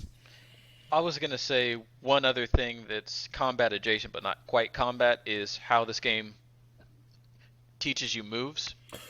Where, yeah, see, I had to bring it up because most of them aren't terrible, but what the game does is it pairs you up with a sensei, and they're like, okay, well, you need to get on your back foot, and then thrust all of your energy forward with your front leg and your arm. And it's your job as a player to translate what they're saying to the actual input. So it doesn't say back XA or whatever. It gives you that sentence or that audio dialogue, and you just have to be like, okay, well, hopefully I do this right. And typically speaking, there's like two parts to a move where you do like, I guess, the positioning and then you do the execution. And they'll tell you, at least on the positioning part, like, oh, well, you needed to take a, further step back, or, oh, you weren't relaxed or something like that. But you're kind of having to infer what you need to do from this audio they're providing. Wait, which part did you get that kind of tutorial on? It's at the end. It's at the harbor. I was about to say, because whenever I just wanted to, practice moves, you could, if you go to like the parking lot or go to the dojo, you could look at the move list. Yeah, so like Right. this one is before you get the moves. Like later on at the harbor, there's 3 moves you learn, and like I think Dante said, one is from Tom. Actually, I take that back. There's 4. There's 4. So there's, Yeah. I think there's one from Tom. There's 2 from that homeless kind of hobo dude at the harbor, and then one from, is it Master Chin or Master Chin's son? You can, so at that point you can call, what's it called? Guizong from a phone, and then you can go to the warehouse and he'll teach you some moves. But then I think his dad also teaches you the final move, Gotcha. And which I had to look up a walkthrough of how. to do yeah, the first yeah. time. Like I was the same as Dante. I had the moves written down. It's like the moves are swallow flip, the shadow step, the shadow kick, and the tornado kick. And it, like I, kind of what Dante said, I had to like Google like what is the input for this, because they just keep repeating the dialogue when you fail. Like, oh, you're not starting off your back foot. Oh, you're not. Like it's positionally like, yes, like I need to make sure I'm doing this thing correctly, like, and this makes sense, but like I have no idea what the inputs are. And it's kind of a shame for me, at least, because like in my idealistic world of worlds, this would be like the perfect way to do something like this. Like, oh, I personally hate button prompts on screen, so telling me through dialogue and then making it like translate directly into game, that would be perfect. But unfortunately, the way it was executed here, it just didn't work. Yeah, supposedly that was something that I just had it up. Yeah. So one of the main issues. This is on the the wiki fandom page. One of the main issues of the remaster is that it can be extremely difficult trying to learn the combat moves because the game does not directly tell the player what buttons they should press. In the original Dreamcast version, a monitor on the game's controller, VMU, the virtual memory unit, would show the buttons after failing to learn. However, in Shenmue 1 and 2, the player does not get this, so some just resort to looking up a guide. And I was like, that would be cool, Yeah. It's not explicitly putting a button prompt on your screen, but if you failed enough times, you can see it on the the VMU, and that's just something that they just didn't do for the remaster, and I have no you cannot you cannot tell me that somebody figured out how to do this on their first time playing this game on the remaster. If the remaster was their first time playing this game, there is no way. I feel like everybody had to have looked it up.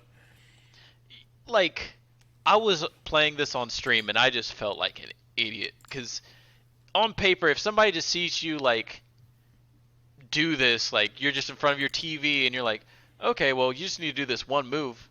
He's telling you what to do, man. What's wrong with you? Yeah. And I'm just there for 15 minutes with this guy being like, oh no, you need to put more power in your back foot. I'm like, okay, screw you, man. This isn't working for either of us. Yep. It's just there's no way you could tell me that somebody figured out how to do this on their first, no way. I guess from the 70-man brawl, you find out that Lan Di has actually gone to China or Hong Kong at this point, right? Well, you had known that already. That was the whole point. You were trying to, save up money anyways. But I thought at some point it's oh, he's actually still here or something like that. Oh, sure. I guess that, yeah. I can't remember specifically, but anyway, you do find out hey, I really do need to go to Hong Kong and get this mirror back and also get my revenge. So I think Master Chin pretty much funds you at that point. He spots you. Yeah, he spots you and he's like, hey, my son's going to travel with you. It's going to be a great buddy cop movie. We're going to get this guy, all this stuff. And then out of nowhere, the only Chai appears, knocks down some girl she's fishing or something. He throws her off the dock. I missed that part. I was talking about the metal beams he knocks onto you, but Guizong knocks you out the way and manages to break his leg in the process. Oh yeah, the metal beams fall on top of him. Yeah. So you are presented with your final fight versus Chai of all people, which seems like the most on paper, if somebody told me that at the beginning of the game, I'm like, man, this seems super anticlimactic. It was rewarding, to beat his ass though. It was. How did you feel about that fight? Because I know you also said you've alluded that this fight wasn't easy for you either. I think you have to use your.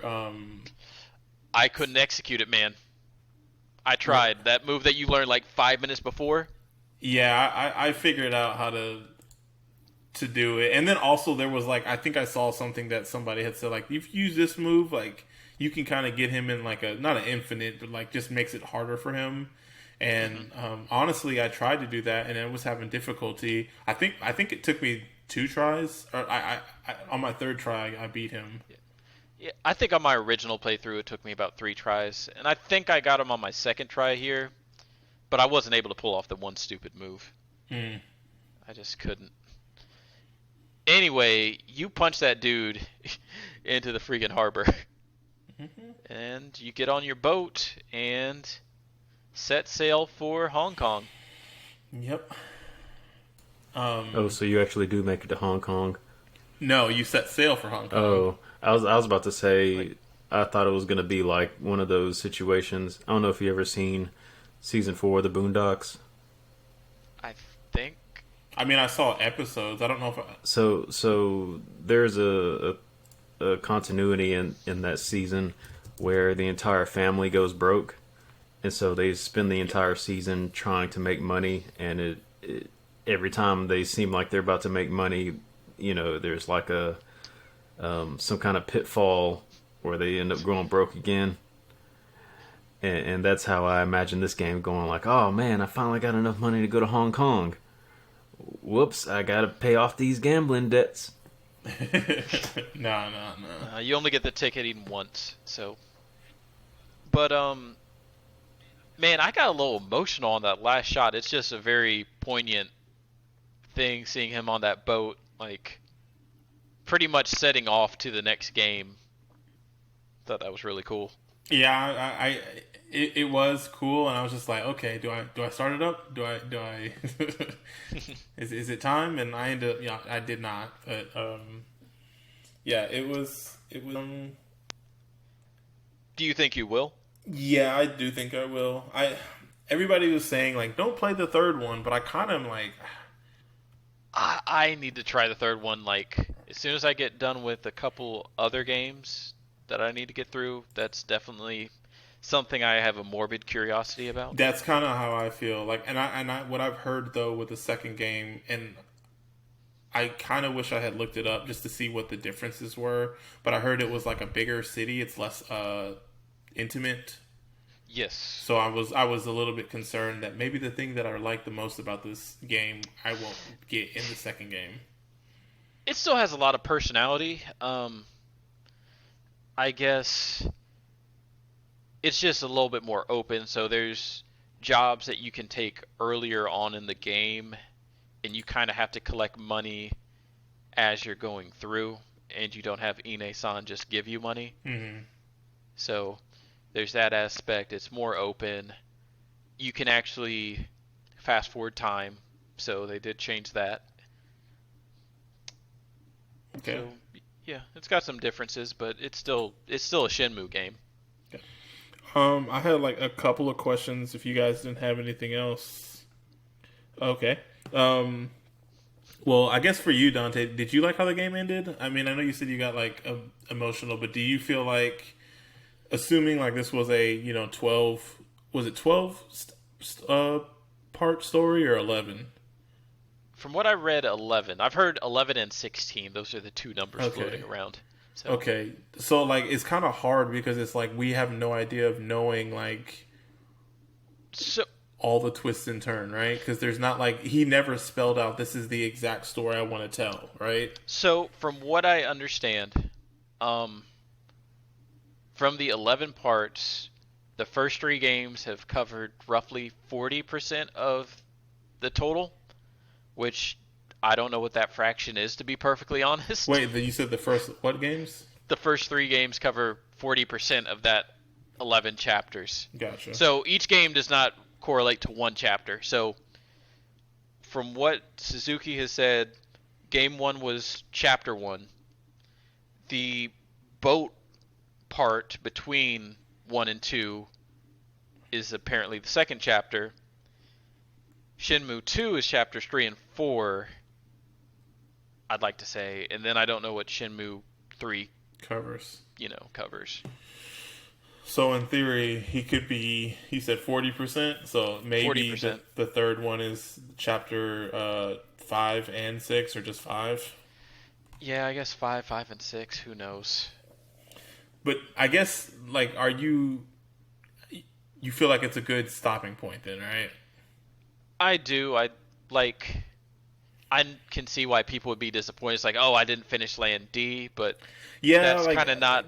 I know that's like not the thing, and like in my mind, Land D is like the big bad. So like, it's setting up this epic, Yeah. So like, I understand. I kind of wish that there was more.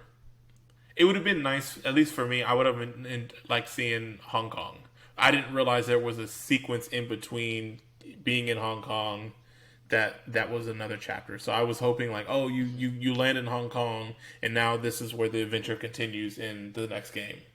Well, that is where Shenmue 2 begins. Well, you said there was a the boat thing that was the. There is, and I don't know if that's been released or if that's a comic. Oh, gotcha. But yeah, so Shenmue 2 starts like in Hong Kong. Actually, yeah, it says Shenmue side story and an unlockable side story comic included on the Xbox version of Shenmue 2 and its re-release Shenmue 1 and 2. And it says, yeah. There is also a Shenmue anime on the way. Recently announced, I think, as of December. So I don't know what parts that covers. Well, I guess. Backed by Warner Brothers. I guess, like, if we can't get it all in game format. The truest slice of life anime. The other question I had was kind of going alongside the what was your favorite moment, but do you think this game has like a moment? Like if you were to look back at this game in a year from now, will you remember anything from this game? Because I don't think I will. No. Yeah, I don't think I would. I don't think I will. Like, there will be things that I remember, like quirks about the game. Like, I will remember how bad the voice acting is. I will remember how, like, Tom's, whatever. But, like, I can't think of, like, a scene that's gonna, like, sit with me. Oh, man. Are there some for you? Trevor, go ahead first. The most memorable things about this game, I probably have to say the crackhead.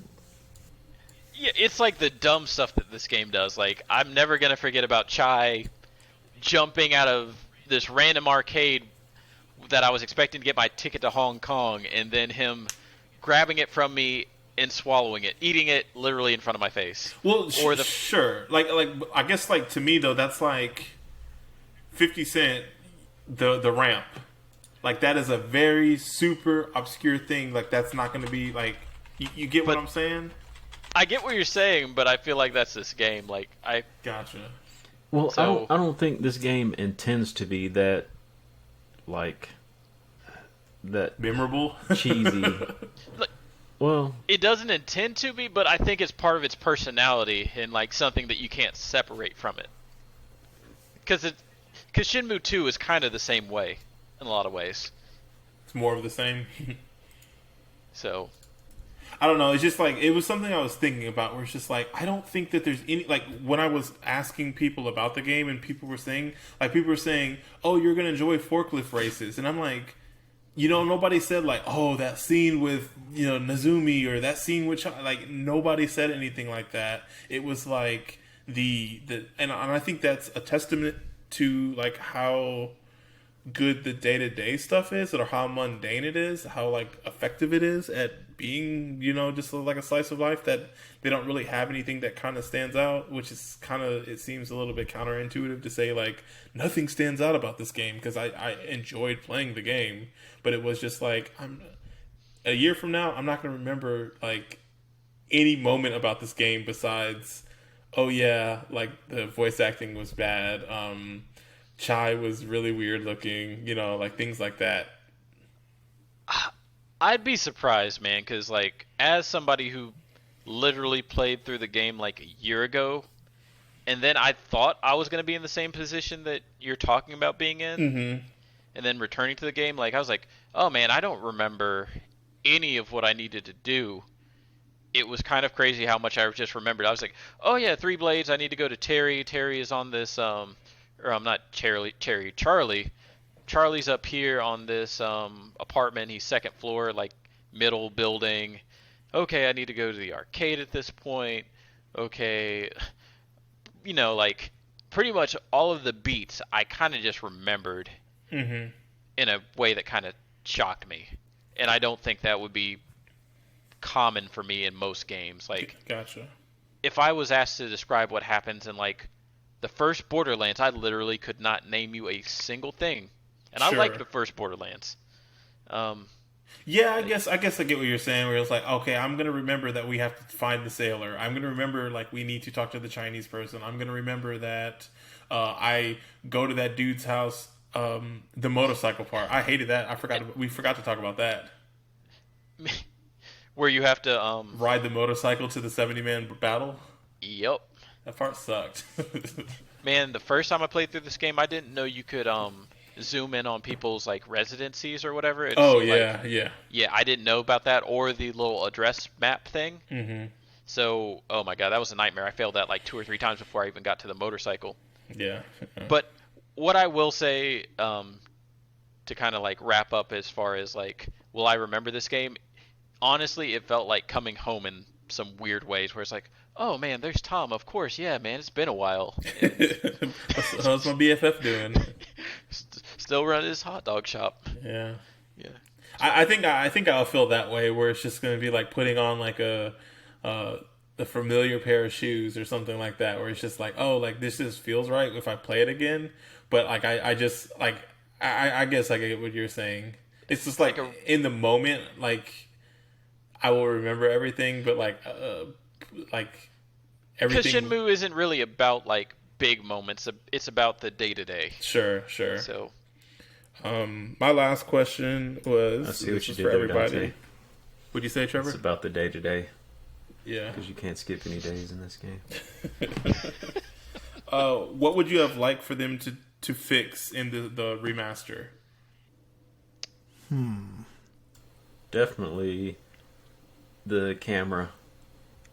So, like, I had a couple of things that I was thinking about, like, just, it was, like, the combat camera, the, just redoing the voice acting to make it, like, not sound as bad, or, like, maybe the writing as well.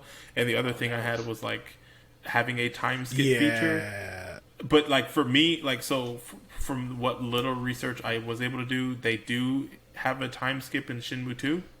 So you can skip stuff. And I think it was in the original game, right? I believe it was. I'm 99% sure that there wasn't a move time ahead feature. I think the one thing I don't know if they added it or if it was just not enabled by default, was the whole like fast travel that you get at the beginning of each day.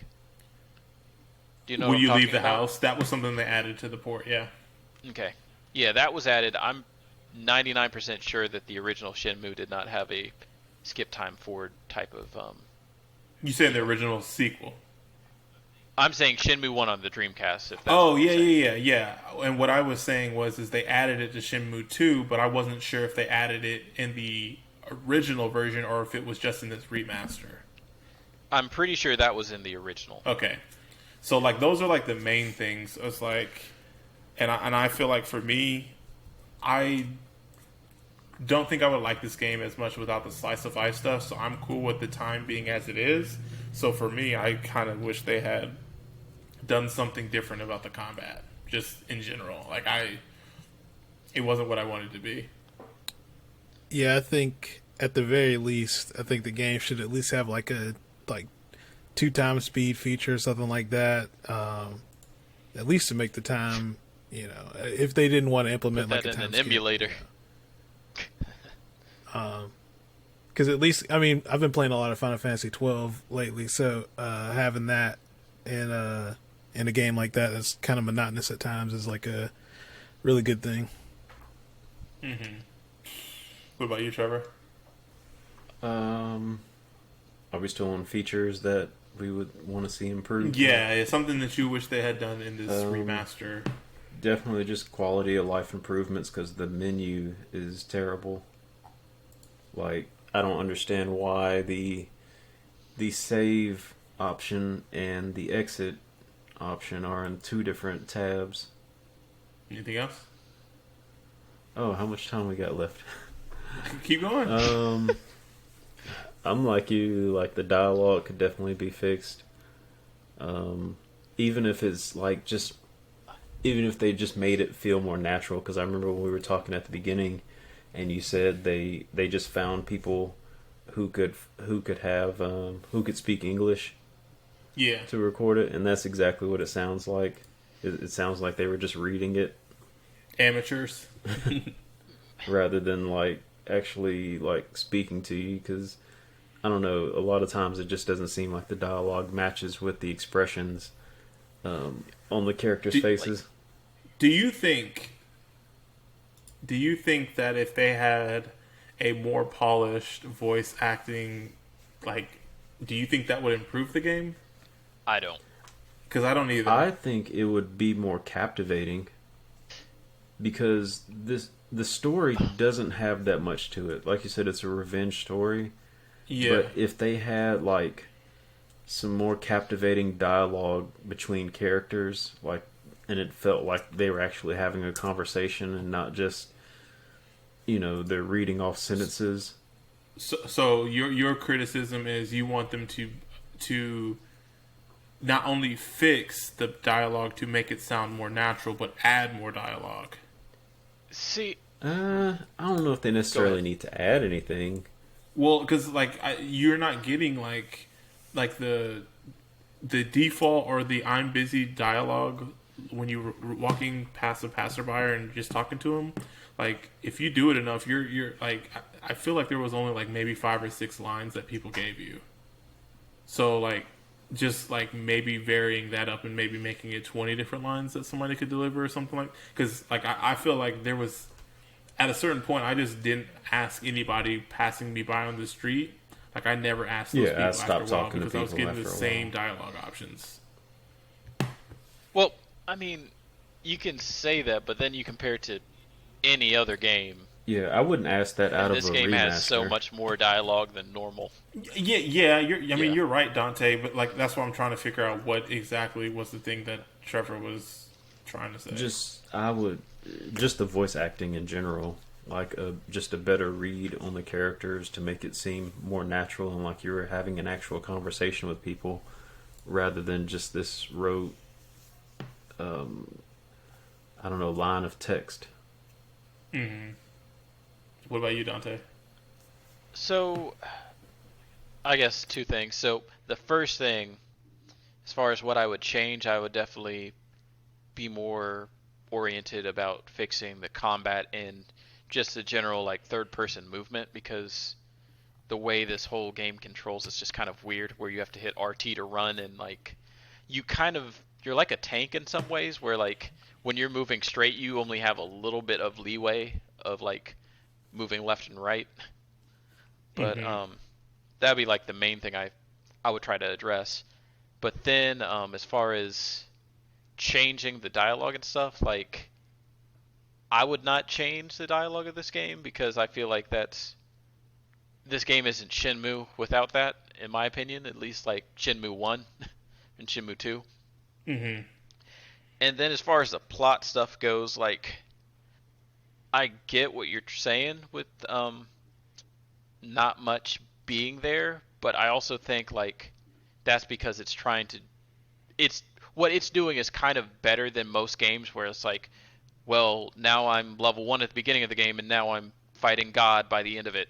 This one's trying to do like an actual realistic pacing relative to the world and what's happening. So it takes roughly 30 in-game days, I'd say, to complete Shenmue on average or something like that. And like what Rio accomplishes and what Rio finds out during those 30 days is actually like indicative of somebody like, or I shouldn't even say indicative, but like kind of realistic with what somebody could potentially find out within a 30-day period. And I feel like that pacing is kind of incredible how they do that. Mm-hmm. Okay. Here comes the big one. You guys ready? All right. Greg, great game, great experience. I'm gonna say, I'm gonna say bad game, good experience. Okay. So you did like this game when you first played it, and you're saying now as a 2020 lens, or 2021 lens, this is a bad game. Yeah, like part of it has also been like I've had experience with the Yakuza series, so it's kind of like that kind of spoiled me to something like this. I know those games aren't necessarily the same, but I mean they do share some similarities. So it's like once you play that game, that kind of polishes a lot of the stuff that Shenmue does off. It's kind of like hard to go back. So that also could be what's making me not enjoy it as much now. But I think the game just hasn't aged as well, you know. Gotcha. Dante, great game, great experience? I would say very good game. Ah, man, that's That's a weird question. That's a really weird Well, question. you're gonna have to get used to it. We do this now. Yeah. I would say good game, great experience. The one thing I kept thinking about over the past couple of months when I was thinking, oh, these people have to play this game and like I have to reassess my opinion on the game and stuff. I'm like, this is a phrase I could never really figure out what it meant, but then all of a sudden when I played this game the second time, it made a lot of sense. This game is greater than the sum of its parts. Like, yeah. every individual component of this game, probably not really that good. Like, I would say fair to middling to sometimes bad. But the overall package and how they put it together, I don't know. It is one of a kind. Yes. Yeah, that's well put. Well put. Trevor, great game, great experience. Below average game.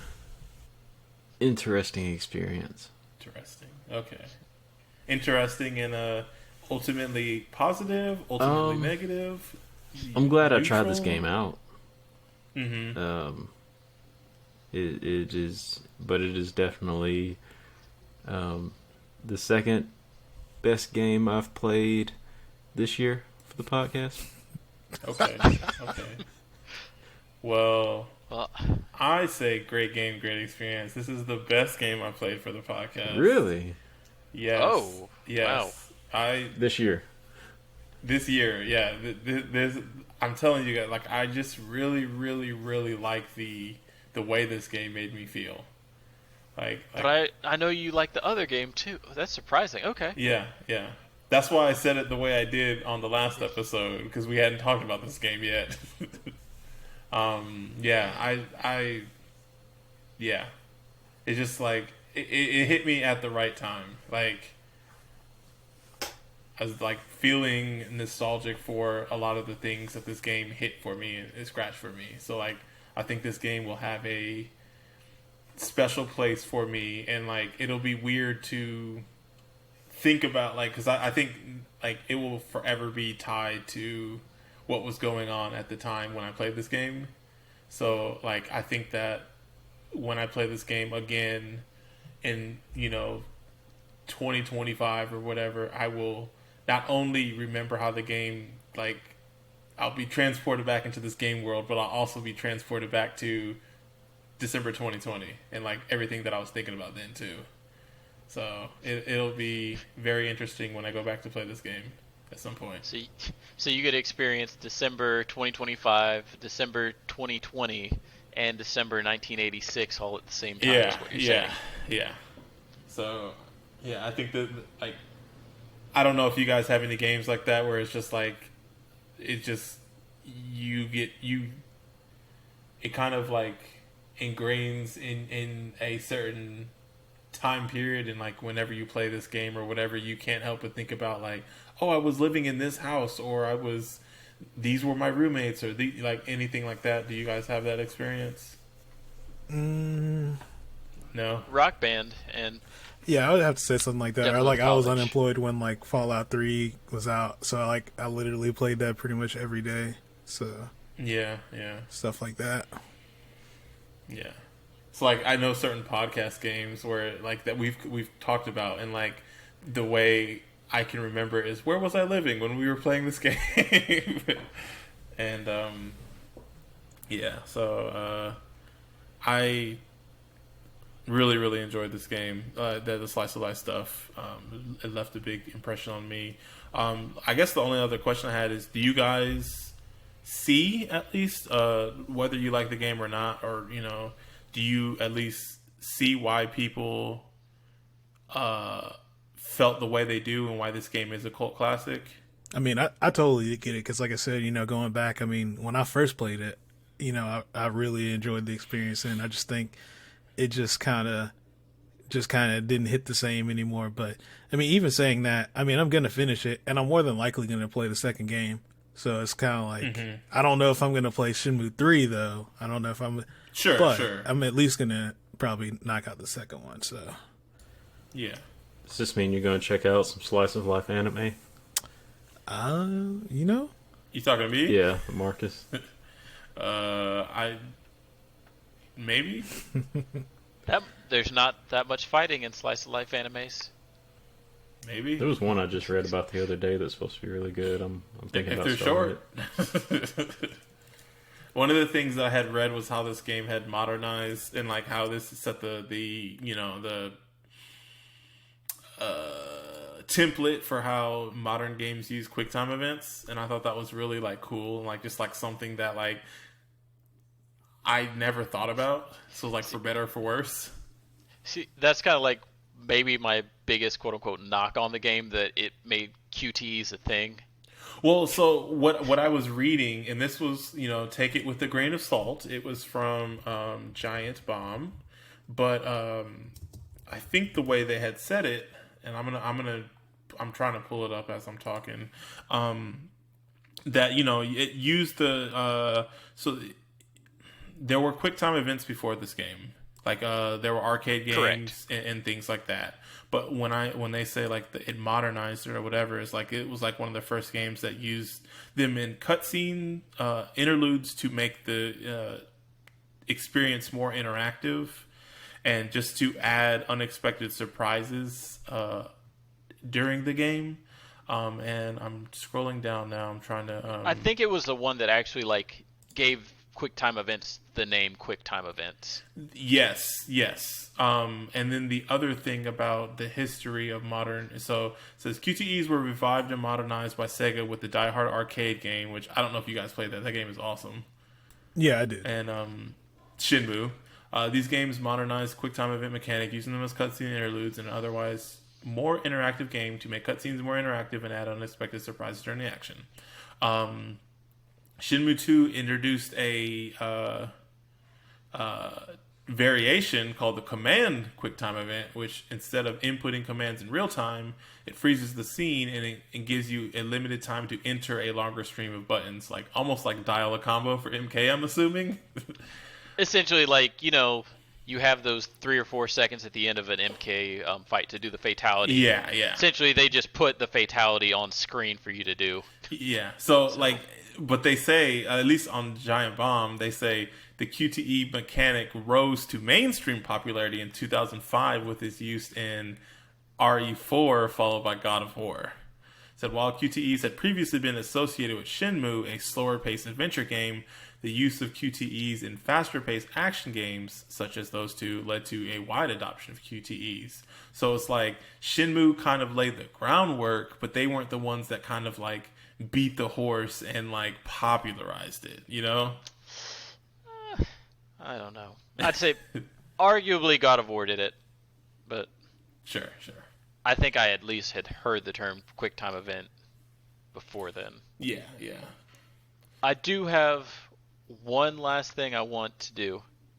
So, in 2004, Shenmue Online was announced.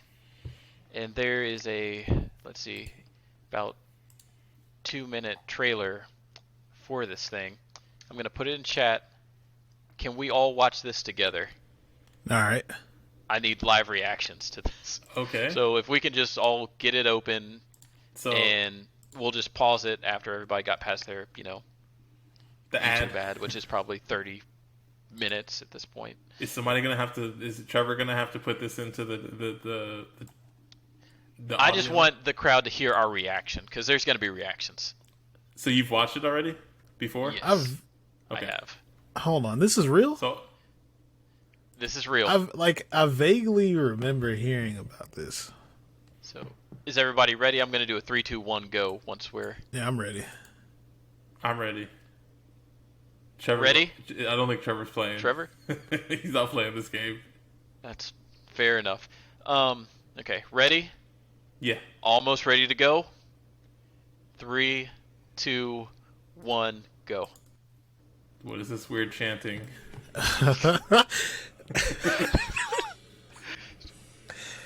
Just kidding, guys. It's Ninja Gaiden 4. What the hell? Bruh. It's Matrix Online now. Why is everything so shiny and like... Why is every shot a person at the keyboard just clicking? I'm so confused. Oh, that's somebody playing, huh? Wait, does didn't look this like Ninja Gaiden debut graphics, at like though. a game show or something like that? I think so. Man, if only combat was this fluid. Look at him. He makes the 70-man battle look like nothing. How did he get to? You know what? Whatever. I was gonna. Wait, where is this now that I think about it? It said Hong Kong in the beginning. Okay. This isn't my Hong Kong from Shenmue 2. Throws a mirror at him. Mirror, I choose you. Oh snap! He's logging in. There's another gameplay thing, so that might be. I'm getting in the mainframe, guys. Here's Earth. I mean, what possessed him to want to do? Wow. Is this reboot? Got it. Player I guess this is 2, your press character, start. technically. I'm here. What?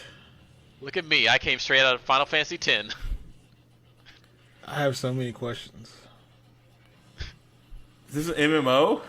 Shenmue Online, man. Oh snaps!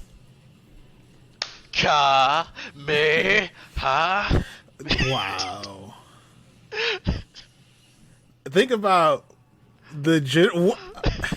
think about Shenmue and everything that you did through that entire game, and think about this trailer and what they showed, and do either of those things line up at all? When did this come out? Or like not the game, but like when did this trailer? I think it was announced in 2004, and I'm pretty sure that's when they showed it. Oh my goodness. Sign me up, Slice of life game to that. dude. So you learned how to throw a fireball in Shenmue 2? Hey, No. that was the most memorable part of this game for me. See, you're gonna remember that in years to come.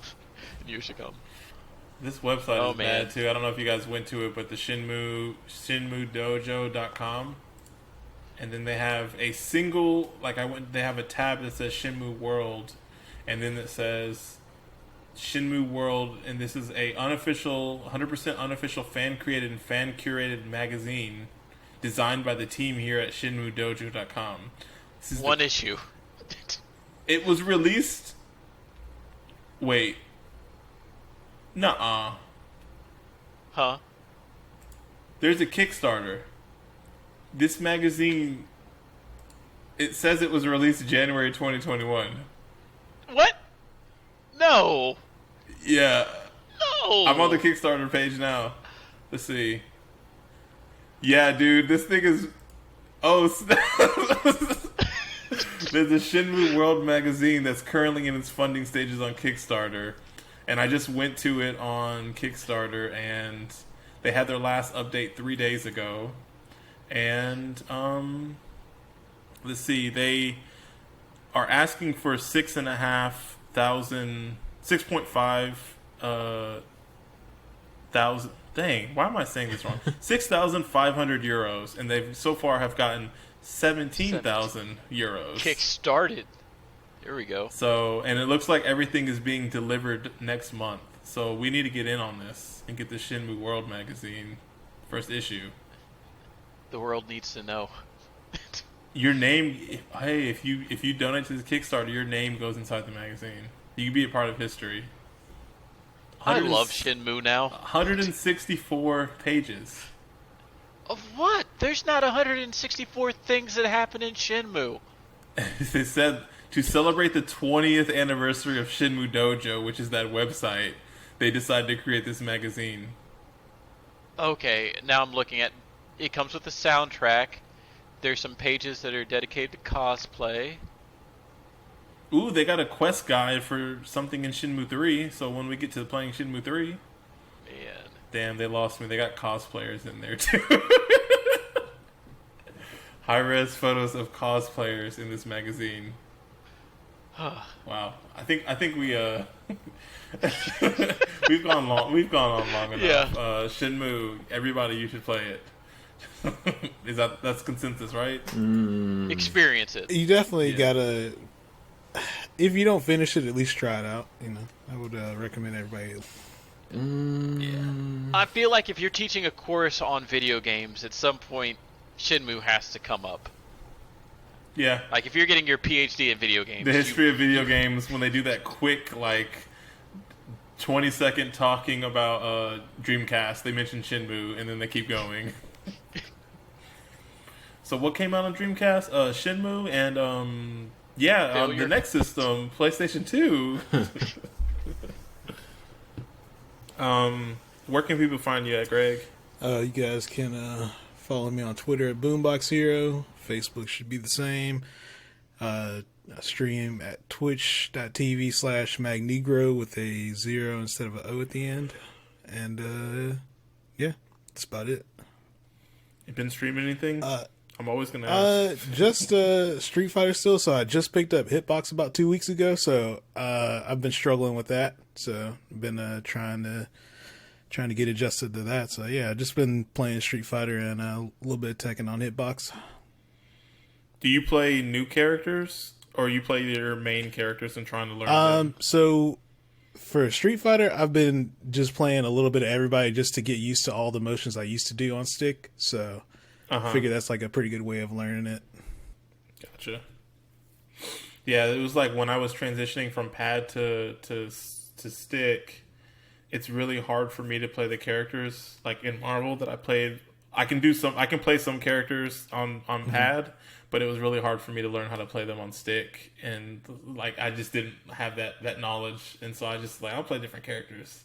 And same thing with Street Fighter, where I was like a charge character when I played on pad, and then when I transitioned to stick, I was like, now I can do inputs. Let's go. Where can people find you at, Trevor? You can find me on the internet at Lyric Unsung. No streaming? No, I've actually gotten back into the Pokemon TCG online. I'm sorry. So I've mostly been just playing that, especially. Definitely didn't think we'd still be under quarantine at this point.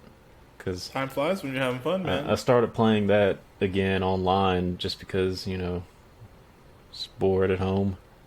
And I really wanted to go out and play. But I guess now I'll just kind of play from home. And where can people find you at, Dante? People can find me on Twitch at twitch.tv/WakenCloud. Streaming a variety of things right now. Mainly it's Ori and the Will of the Wisp, Crash Bandicoot 4, and a little bit of Demon Souls. And you guys can find me at Twitter, on Twitter at Potato Salad. Excited to have Dante back, have another voice of dissension on all the games that I like. So looking forward to that. Aside from this one where we're the, two in agreement. Yeah. Two approving starting, voices, so to speak. Well, maybe starting in March. All I'm going to say about our next game is there's a lot of random encounters. Can't wait. Love that game. If you guys are playing along at home, next game is going to be my game for the month of February, and it's going to be Mega Man Battle Network, so I'm super hyped about that. Be sure to pick that up if you can, so you can play along. You guys got anything else? All right, well, we're Missed Checkpoints. We're out.